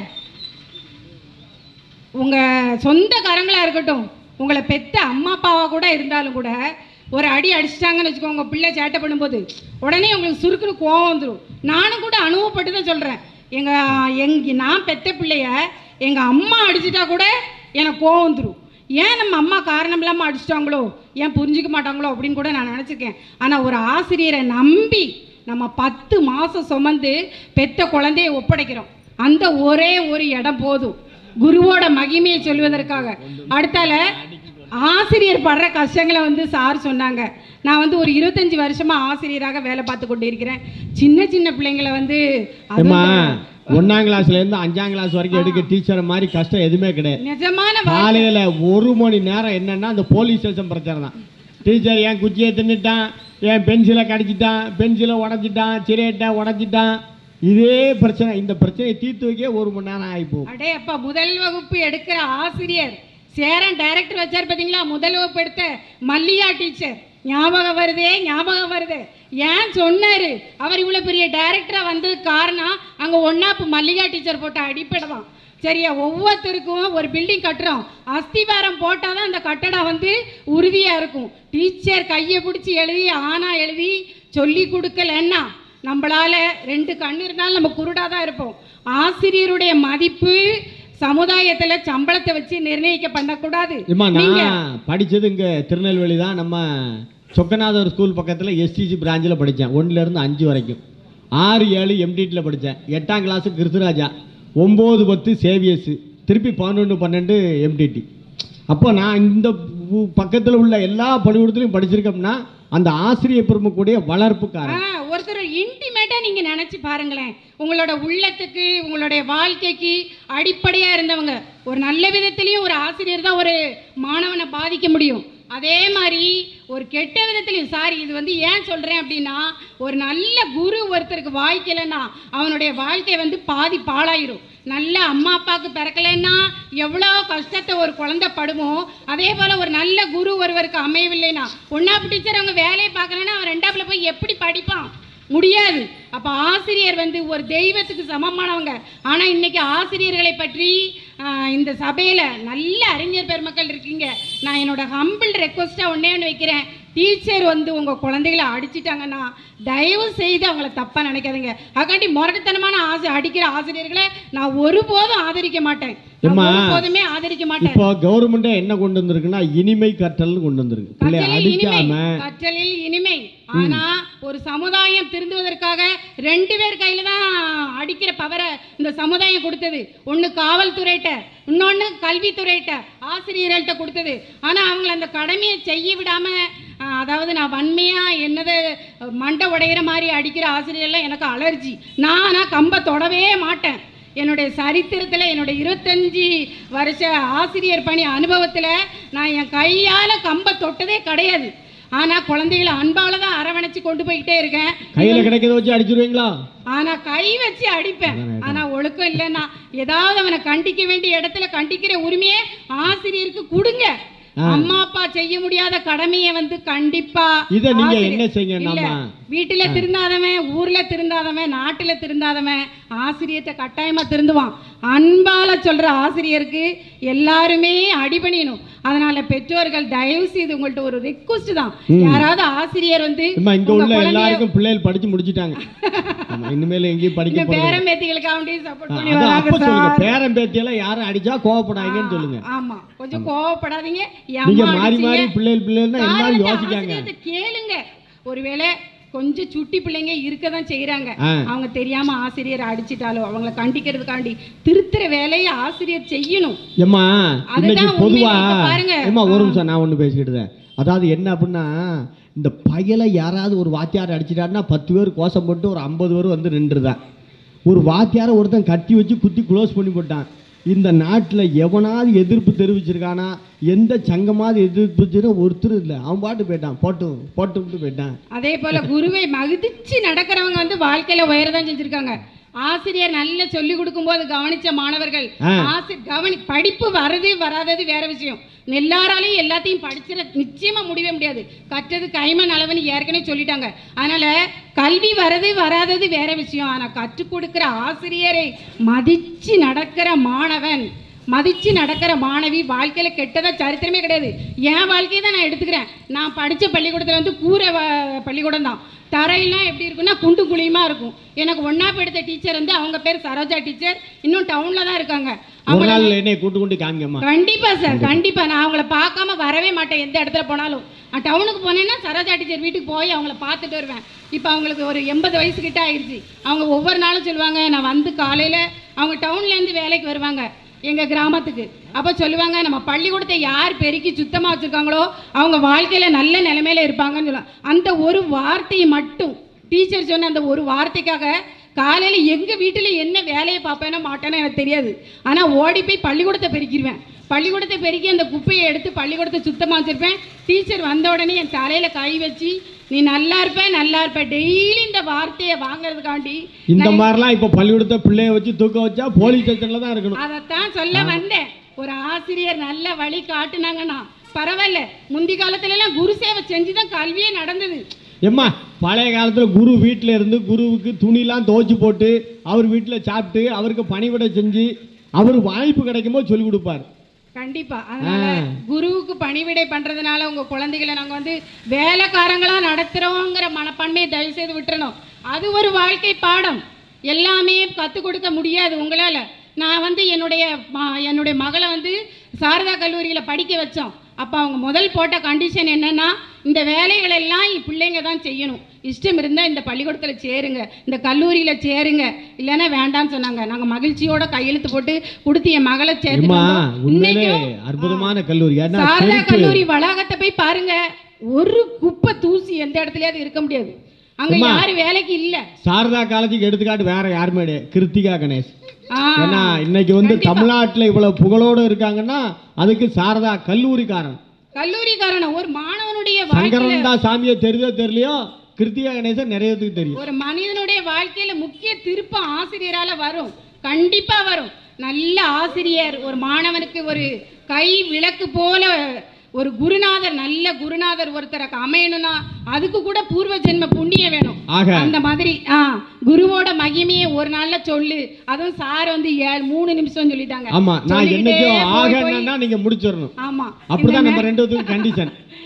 நிறைய எடுத்துக்காட்டுகள் நிறைய பேர் சொல்லிட்டாங்க. நம்ம தனியா போம்போது பேசிடுவோம். நான் ஒரே ஒரு உதாரணம் தான். என்னுடைய முதல் வகுப்பு ஆசிரியர் என்னை தினம் ஆசீர்வதிச்சதுனால டெய்லி என்னை ஆசீர்வாதம் பண்ணுவாங்க. நீ நல்லா இருப்ப நல்லா இருப்ப நல்லா இருப்ப நல்லா இருப்ப. இந்த ஒரு வார்த்தை என்னுடைய வாழ்க்கையில எத்தனையோ பிரச்சனைகள் வந்திருக்கு. எவ்வளவோ சந்தர்ப்பங்கள்ல நான் தப்பிச்சு வந்தேன்னா அதுக்கு காரணம் என்னுடைய அம்மா, என்னுடைய அப்பா, அதுக்கு அடுத்தால என்னை ஆசீர்வதித்து என்னுடைய குருவை நான் மறக்கவே மாட்டேன். அதுவும் இந்த இன்னொரு சார் ராமசுப்புன்னு ஒரு சார் இருந்தாங்க. மேப்பை பார்க்கவே மாட்டார் சார். மேப்பு பின்னால மாட்டியிருக்கும். அவர் வந்து முன்னால சேர்ல உட்காந்துருப்பாரு. இந்த இடத்துல தான் ஐரோப்பா இருக்குன்னு கையால தொடுவாரு. அது கரெக்டா ஐரோப்பா அமெரிக்கான்னு தொடுறாரா, அந்த இடத்துல அமெரிக்கா. சயின்ஸ் எடுத்த சார், அவங்கெல்லாம் ரொம்ப கிராமத்தில் படித்த சார். அவங்களெல்லாம் என்னால் இப்போ எந்த திசையில் இருக்காங்களோ அந்த திசையை பார்த்து கும்பிடுறேன். நான் வந்து ஏன்னா ஆசிரியரை மதித்தவங்க வாழ்க்கையில் கட்டாயமாக முன்னிலையில தான் வருவாங்க. எந்த விதமான பழமொழி குரு தோஷம் குல நாசம் இருக்கான், சொல்லக்கூடாது. Correct sir. குரு நிந்தனை பண்ணவே கூடாது. வாத்தியார் என்னைக்கு அடிச்சிருக்காரு இந்த பையல, அதான் அவன் கான் அடிச்சிட்டு போறான் சொல்லும் போது கரெக்டா. அந்த விழுந்த அறை இன்னைக்கு வெளிப்படுது. தட்சணை கொடுத்து கல்வி கற்றுக்கொள்ளலைனாலும் பரவாயில்ல, நிந்தனை பண்ணக்கூடாது குருவை. அதனால நான் ஆசிரியரா இருந்ததுனால நீங்க ஆசிரியரை ஏத்தி பேசுறீங்களோ கிடையவே கிடையாது. என்னுடைய வாழ்க்கை அனுபவத்துல சொல்றேன். அதே மாதிரி அறிவியல் எடுத்த ஆசிரியர் இந்த சோஷியல் சயின்ஸோட முடிச்சிருங்க. சரி சார். மேத்ஸ் வரவே வராது சார், எனக்கு கணக்கே வராது. நான் அவ்வளோ கஷ்டப்பட்டு கணக்கு படிப்பேன். நான் அப்போ ஒரு சார் எனக்கு 10th எடுக்கும்போது எங்கள் அப்பா சொல்லுவாங்க, உனக்கு தெரிஞ்சு எழுதிட்டு வா, நீ பாஸ் பண்ணினாலும் பரவாயில்ல, ஃபெயிலானாலும் பரவாயில்ல, நான் நீ ஒன்றுமே திட்ட மாட்டேன். இவர் தந்தையோட அருமையை சொன்னார் பார்த்தீங்களா, எங்கள் அப்பாவோட ஞாபகம் தான் எனக்கு வந்தது. இனி ஏசவே மாட்டாங்க எங்கள் அப்பா, தயவுசெய்து. ஆனால் நான் என் பையனை ஏசுறேன், நீ படிடான்னு. ஆனால் எங்கள் அப்பா இனி நிறைய வீட்டில் அந்த ஐயா ஃபுல்லாக பொம்பளை பிள்ளையில ஏசவே கிடையாதுமா, வயலில் போட்டு கரிச்சு கொட்டிடுவார். ஆனால் அந்த சார் வந்து என்னை அடிப்படையிலேருந்து கொண்டு வந்தார், கணக்கை கற்றுக் கொடுத்து கடைசியில் எங்கள் ஸ்கூலில் நான் ஃபஸ்ட்டு வந்தேன். நம்பவே முடியாத உண்மை. அந்த வாத்தியார் இன்னும் நல்லா இருக்காராமா? அவருக்கு இருக்க தெரியலையே சார். ஏன்னா நம்மகிட்ட 2 பயலோடு இருக்கான், ஒரு காசுக்கு வழங்காமல் இருக்கான். 4 3 என்னன்னா 6ங்க. அவனை கொண்டு அந்த வாத்தியார்ட்ட தான் விடணும். அவர் இருந்தாருன்னா இப்போ மேடையில் ஏறி அவர் காலில் விடுவான் சார். இருக்காரா இல்லையான்னு தான் கேட்க இல்ல, எனக்கு தெரியல சார். ஆனா அவர் அவங்களெல்லாம் தேடி கண்டுபிடிச்சி நம்ம பார்க்கணும்னு ஒவ்வொரு நாளும் சில சமயம் ரொம்ப ஏங்கி இருக்கேன். அதே மாதிரி ஆசிரியர்களை மதிக்கிறவங்க கண்டிப்பா வாழ்க்கையில முன்னேற்பாங்க. சிவனே குருவாகவும் அவரே குருவுக்கு அடிமையாகவும் தட்சிணாமூர்த்தியா உட்கார்ந்து அருள்வாளித்துக் கொண்டிருக்கிறார். தட்சிணாமூர்த்தியா இருந்திருக்காரு, சுவாமிநாதனாக இருந்திருக்கிற முருகன்ட்ட பாடம் கேட்டு மாணவனாகவும் இருந்திருக்காரு. இதெல்லாம் நமக்கு குரு மகிமையை சொல்றதுக்காக தான். சரி, அந்த போதும், எனக்கு நேரம் கொடுத்தது. ஆசிரியர்களை வந்து தட்சணை கொடுத்து கல்வி கற்றுக்கொள்ளவில்லை என்றாலும் பரவாயில்லை, ஆசிரியர்களை நிந்திக்கிற குணத்தை தயவு செய்து தாத்தா பாட்டியாக இருக்கிறவங்க பேரங்களை ஊக்குவிக்காதீங்க. அம்மா அப்பாவா இருக்கிறவங்க உங்கள் பிள்ளைங்களை ஊக்குவிக்காதீங்க. நான் என் பிள்ளை ஒரு நாளைக்கு என் பொண்ணு டான்ஸில் சேர்ந்துருந்தா, சரியா வரலன்னு சொல்லி ஆசிரியர் வாங்கி அடிச்சிட்டாங்க. முதுகுல மேலேருந்து கீழே வரைய அப்படியே தழும்பு பதிஞ்சு வீட்டுக்கு வந்தோடனே அம்மா டீச்சர் அடிச்சிட்டாங்க, எனக்கு பாருமா எவ்வளோ பெரிய தழும்பு இருக்கு, நீ நல்லா வரணும்னு சொல்லி தானே அடிச்சாங்க, நீ விட்டுருமா, இதை கதையை விட்டுரு, நீ நல்லா தான் வருவேன்னு சொன்னேன். இப்போ அந்த டீச்சர் வந்து என் மகன் வந்து இப்போ ஆசிரியர்களாக படிச்சு கொண்டு இருக்கிறா, அவளை பார்த்து சொன்னாங்களாம், ஏப்பா இந்த கெட்டிக்காரியா வந்துட்டியே, இந்த திரும்ப ஆசிரியர் வேலைக்கு படிக்கக்கூடிய அளவில் கெட்டிக்காரியா வந்துட்டியே, சின்ன பிள்ளையில எப்படி இருந்த, நீங்கள் அடிச்ச அடிதான் காரணம் டீச்சர். ஆக நான் ரொம்ப வன்மையாக அடிக்கிறவங்களை ஆசிரியர்களை நான் ஆதரிக்கலை. நீங்கள் வந்து இந்த அடிப்படை உண்மையை குழந்தைகளுக்கு கற்றுக் கொடுங்க. முதல்ல வீட்டுக்கு போனவுடனே எம்மா ஆசிரியரை மதி, எப்பா ஆசிரியரை மதின்னு உங்கள் பேரம்பேத்திகளுக்கு டீச்சர் அம்மா அப்பா சொல்லிக் கொடுங்க. நிச்சயமாக அவங்க வாழ்க்கையில் நல்லா இருப்பாங்க. முருகப்பெருமானுடைய அருளால் உங்கள் எல்லாருக்கும் எல்லா வளங்களும் கிடைக்கட்டும். இந்த வாய்ப்பை கொடுத்த நடுவர் ஐயா அவர்களுக்கு நான் தியானித்தது வேற, பேசுனது வேற. தேங்க்யூ. தொடர்ந்து தெய்வமே என்று பேசுவதற்கு நிறைவு பேச்சாளராக பெட்காட் மாநில துணைத் தலைவர் வெங்கடாச்சலம் அவர்கள் வருகை தருகின்றார்கள்.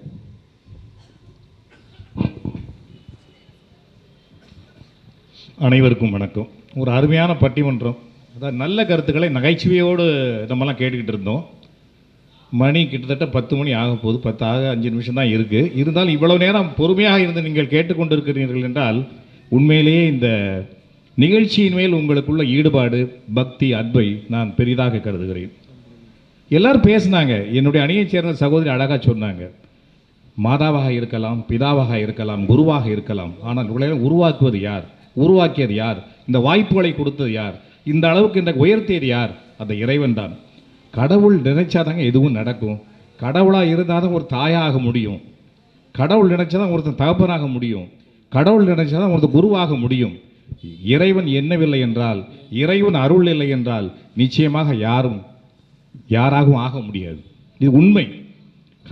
கடவுளுக்கு எவ்வளோ நம்ம நம்புகிறோமோ அன்னைக்கு இல்லை, இதிகாச காலத்திலிருந்து இன்று வரை, நாளை வரை, இந்த உலகம் இருக்கிற வரை இறைவன் இறைவன் இறைவன் இறைவனுடைய அருள் இருந்தால்தான் எல்லாமே நடக்கும்னு சொல்லுவாங்க. ஒரு ஊரில் ஒரு ராஜா இருந்தார். அவர் தன்னுடைய அரசவையை கூட்டி கேட்டார், இந்த நான் பெரியவனா இல்லை கடவுள் பெரியவரான்னு கேட்டார்.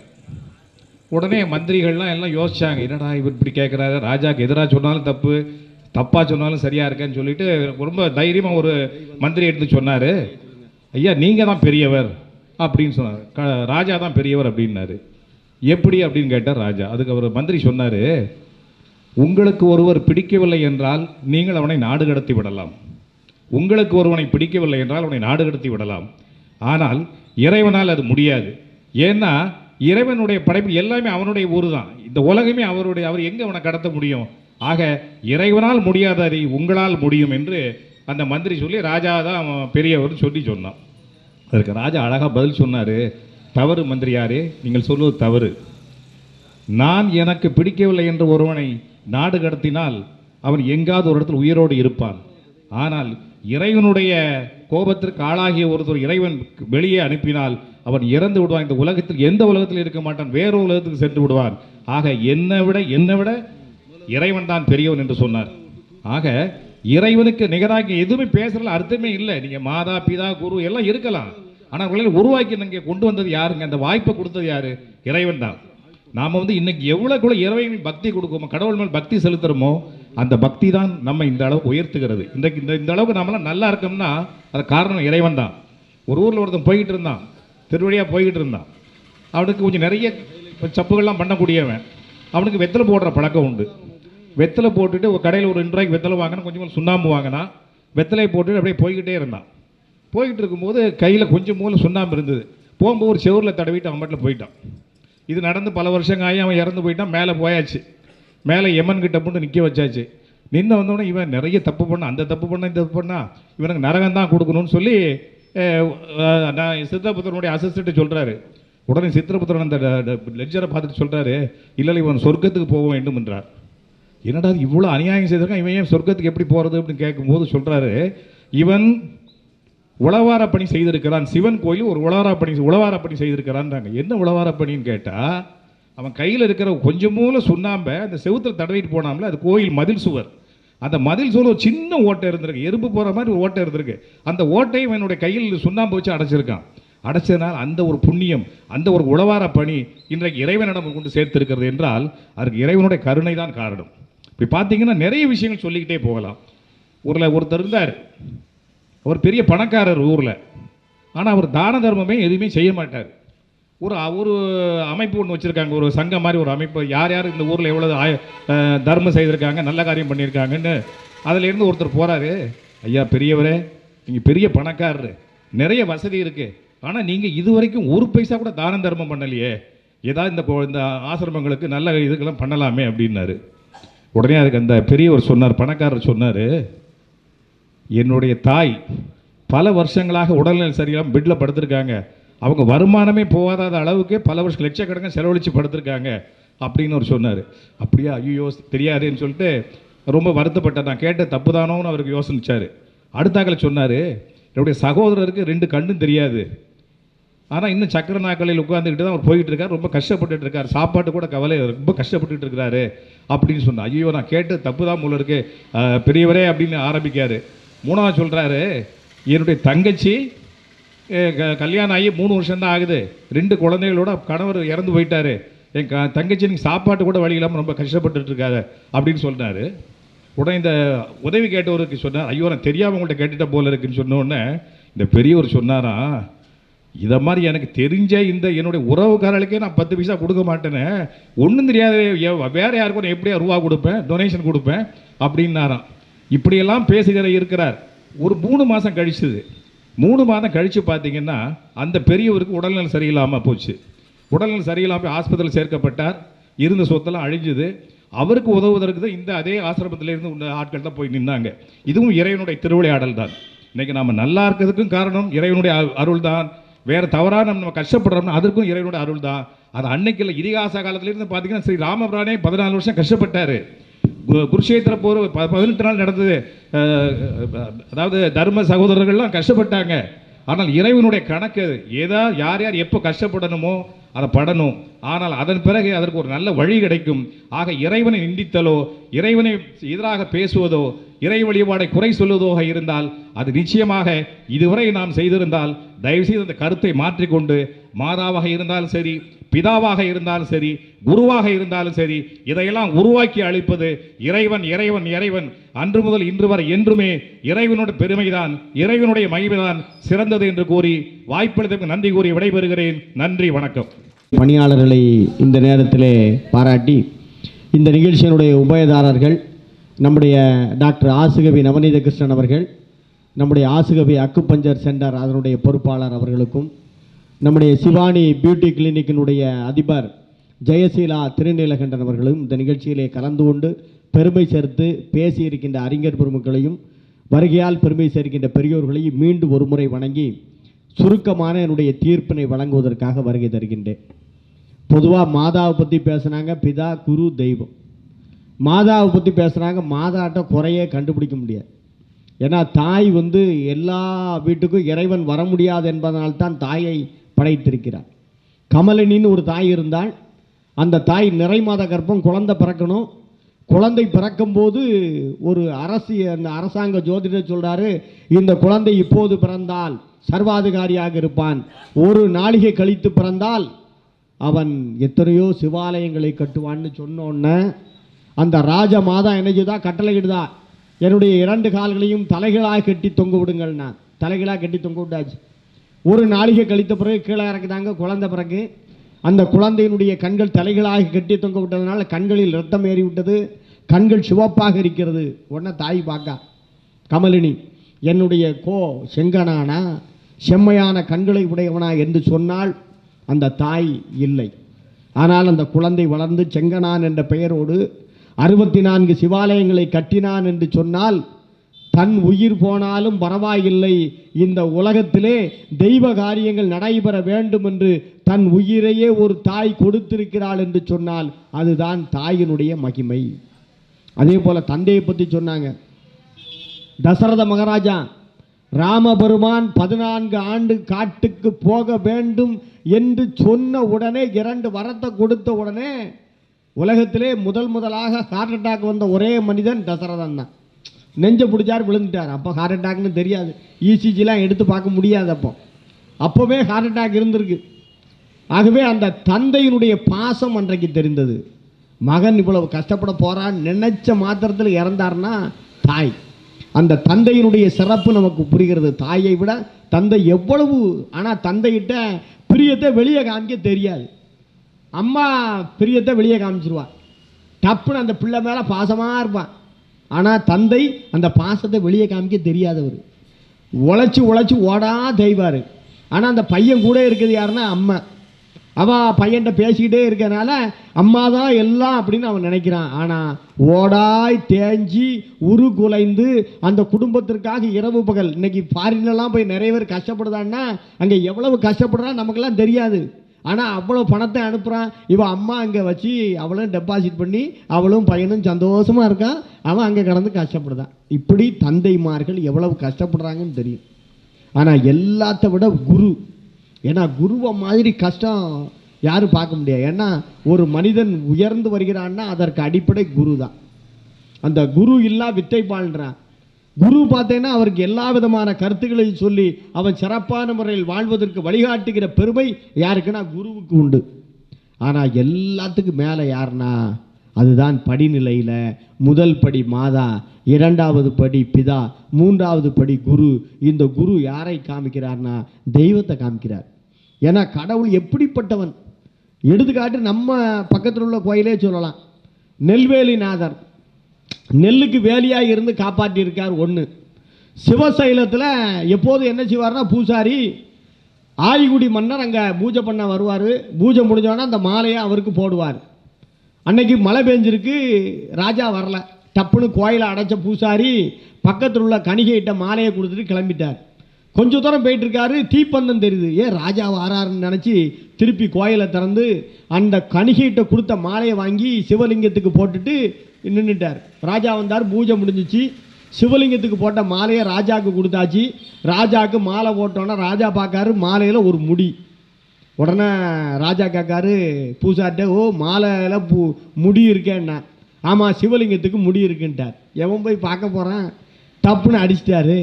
ராஜா பார்த்தாரு, சிவலிங்கத்துக்கு முடி இருக்குன்னா இது ரொம்ப அதிசயம், நான் பார்த்தே ஆகணும். ஆனால் என்னால் கர்ப்பகிரகத்துக்குள்ளே போக முடியாது. ஆகவே ராத்திரி நட அடைச்ச பிறகு திறக்கக்கூடாது, நட அடைக்கட்டும், இங்கேயே படுத்திருக்கேன். காலையில் விடிஞ்ச உடனே சிவலிங்கத்துக்கு பின்னால் ஒரு ஓட்டை போட்டு சிவலிங்கத்துக்கு முடி இருக்கான்னு பார்க்கணும்ட்டா இவன் ராத்திரி ஃபுல்லாக நமச்சிவாயான்னு சொல்லிக்கிட்டே இருந்தான். இப்படி முடி இல்லைன்னா இன்றைக்கி தலை அவ்வளோதான். பூசாரிக்கு என்னடா செய்ய நினச்சான். ஆனால் அந்த பூசாரியை காப்பாற்றுவதற்காக ஆண்டவன் மகிமையை செய்தான். அந்த சிவலிங்கத்துக்கு சடாமுடி இருந்துச்சு. ஆனால் அதை விட ரொம்ப சிறப்பு, இன்றைக்கு கீழப்பத்தைன்னு சொல்லி களக்காடு பக்கத்தில் ஒரு கோயில் இருக்குது. அங்கே இருக்க சிவலிங்கத்துக்கு தினம்தோறும் ராஜநாகம் போய் இரவிலே பூஜை செய்து கொண்டிருக்கிறது. அந்த திருக்கோயிலில் பார்த்தீங்கன்னா சிவலிங்கத்துக்கு பின்னால் 3 சடாமுடி வருது. எப்படி சிக்கலில் வேல் வாங்கும்போது முருகருக்கு வேர்த்து துணியை வைத்து ஒட்டி அந்த நீரை புளிந்து எடுப்பார்களோ அதுபோல இன்றளவும் கீழப்பத்தையில் உள்ள குலசேகரநாதர் கோயிலில் உள்ள சிவலிங்கத்திற்கு சடாமுடி 3 பிரிவாக இருக்கிறது. அந்த 3 பிரிவிலும் நீர் கசிந்து கொண்டிருக்கிறது.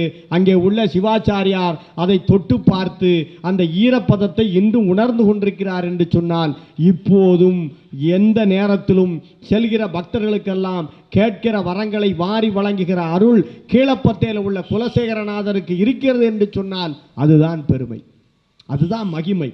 இந்த மகிமையெல்லாம் நாம் உணர்ந்திருந்தோம்னா மாணிக்க வாசகருக்காக நரியை பரியாக மாற்றி காட்டினார். உலகத்தில் பார்த்தீங்கன்னா சர்க்கஸில் எல்லா மிருகத்தையும் வச்சுருப்பான், நரியை வைக்க மாட்டான். ஏன்னா நரி சர்க்கஸ்காரனுக்கு சர்க்கஸ் காமிச்சிரும். ஆகவே நரியை பரியாக குதிரையாக மாற்றி யாராலும் எதாலும் நடத்த முடியாததோ அதை நடத்தி காட்டுகிற ஆற்றல் ஆண்டவனுக்குத்தான் உண்டு. பன்றிக்குட்டிகளுக்காக தாய் பன்றியாக மாறி உதவி செய்த தயாபரன், பெற்றான் சாம்பான் ஒரு விறகு வெட்டி சிதம்பரம் கோயிலுக்கு விறகு கொண்டு சுமத்தி கொண்டிருந்தான். அவனுக்கு முக்தி கொடுப்பதற்கு எழுதி கொடுத்தார் என்று சொன்னால், உமாபதி சிவாச்சாரியாருக்கு துண்டு சீட்டு கொடுத்து விட்டார். பெற்றான் சாம்பானுக்கு கொடுக்க முக்தி சிற்றம்பலம் உடையான்னு கையெழுத்து போட்டு சிவபெருமான் கொடுத்து விட்டார்னா, யார் என்று கூட பார்க்காமல் தன் பக்தனுக்காக பல்வேறு மகிமைகளை செய்கிற ஆற்றல் சிட்டுக்குருவிக்கு மோட்சத்தை கொடுத்தான் என்று சொன்னால், எந்த நிலையில் பார்த்தாலும் எந்த நேரத்திலும் யாருக்கும் உதவி செய்கிற ஆற்றல். எப்படி 10ஆம் கிளாஸ் பையனுக்கு டெஸ்ட் வச்சு அவன் ஃபர்ஸ்ட் கிளாஸா செகண்ட் கிளாஸா தேர்ட் கிளாஸான்னு பார்க்குற மாதிரி ஆண்டவன் நமக்கெல்லாம் துன்பத்தை தருகிறான். துன்ப நேரத்திலும் அந்த ஆண்டவன் மேல் அசைக்க முடியாத நம்பிக்கை வைத்திருக்கிறானா என்று நம்மை டெஸ்ட் பண்ணக்கூடியவன் ஆண்டவன். ஆகவே எந்த நிலையிலும் அவன் இல்லாமல் அணுவும் அசையாது என்பதை நினைத்து எந்த காரியம் செய்தாலும் அது நல்லதுக்கே என்று நினைத்து, துன்பங்கள் வந்தாலும் அந்த துன்பங்களிலும் துவண்டு விடாமல் அவனுடைய மகிமையை நாம் உணர வேண்டும் என்று சொன்னால், துன்ப நேரத்திலும் அவனுடைய திருவடியே நமக்கு சரணாகதி என்று நினைக்க வேண்டும். சூரபதுமனுக்கு கடைசியிலே பல்வேறு வாய்ப்புகளை வழங்குகிறான், வீரபாகுவை தூது அனுப்புகிறான். ஆனால் எதற்கும் அசியாதவனை கூட, ஆனால் அந்த ஆண்டவனுடைய பிறப்பே சூரபதுமனை அழிப்பதற்காக அவதாரம் கொண்ட அந்த முருகப்பெருமான். ஆனால் அவனையும் அழிக்காமல் அருளி அவனையும் சேவர் கொடியாக மயிலாக ஆட்கொண்ட பெருமான் என்று சொன்னால் அதுதான் ஆண்டவனுடைய மகிமை. யாரையும் அழிப்பது கிடையாது, அருள் பாலிக்கிறவன் தான் அந்த ஆண்டவன். அந்த ஆண்டவன் மாதாவை, நல்ல மாதாவை நமக்கு தந்திருக்கிறான், நல்ல பிதாவை தந்திருக்கிறான், நல்ல குருவை தந்திருக்கிறான். இதையெல்லாம் தந்து அருள் பாலிக்கிற அருளாளன் எம்பெருமான். அவனுடைய திருவடியே நமக்கு எப்போதும் ஒரே கதி என்று நினைக்க வேண்டும். எந்த நேரத்திலும் இதிகாச காலத்திலிருந்து இன்று வரைக்கும், என்றைக்கும், நேற்று இன்று நாளை எல்லா நிலைகளும் எல்லா நேரங்களிலும் நமக்கு அருள் பாலிக்கிற அருளாளன் அந்த ஆண்டவன் தான். அவனுடைய திருவடிதான் நமக்கு சிறந்த கதி என்று சொல்லி, இதிகாச காலத்திலிருந்து இன்று வரை மகிமையில் சிறந்தவர் ஒருவரே, அவரே ஆண்டவன் என்பதை சொல்லி இந்த வாய்ப்பினை வழங்கிய திருக்கோயில் நிர்வாகத்திற்கும், இந்த நிகழ்ச்சியை வழங்கிய டாக்டர் ஆசுகவே நவநீத கிருஷ்ணன் அவர்களுக்கும், சிவானி குரூப்பினுடைய ஜெயசீலா திருநீலகண்டன் அவர்களுக்கும், இந்த நிகழ்ச்சியை சிறப்பான முறையில் ஒளிப்பதிவு செய்து கொண்டிருக்கின்ற கதிர் தொலைக்காட்சி நிறுவனத்திற்கும், அதனுடைய அன்பு சகோதரர் முத்தமிழ் திருமுருகன் அவர்களுக்கும், இந்த நிகழ்ச்சியிலே கலந்து கொண்டு பெருமை சேர்த்த அவ்வளவு அறிஞர் பெருமக்களுக்கும், இந்த நிகழ்ச்சியிலே கலந்து கொண்ட பெருமக்களுக்கெல்லாம் இங்கே பிரசாதங்களை வழங்குவதற்காக வருகை தந்திருக்கின்ற நம்முடைய சங்கரகுமார், என் முத்துக்குமார் குடும்பம், ஜோதி பிரஸ் அவர்களையும் இந்த நேரத்தில் நன்றியோடு தெரிவித்து, அனைவரும் எல்லா வளமும் நலமும் பெற்று பல்லாண்டு பல்லாண்டு பல்லாயிரத்தாண்டு பல கோடி 100,000 ஆண்டு அந்த முருகனுடைய திருவருளினாலே எல்லா வளமும் நலமும் பெற வேண்டும் என்று வாழ்த்தி விடைபெறுகிறோம். நன்றி, வணக்கம்.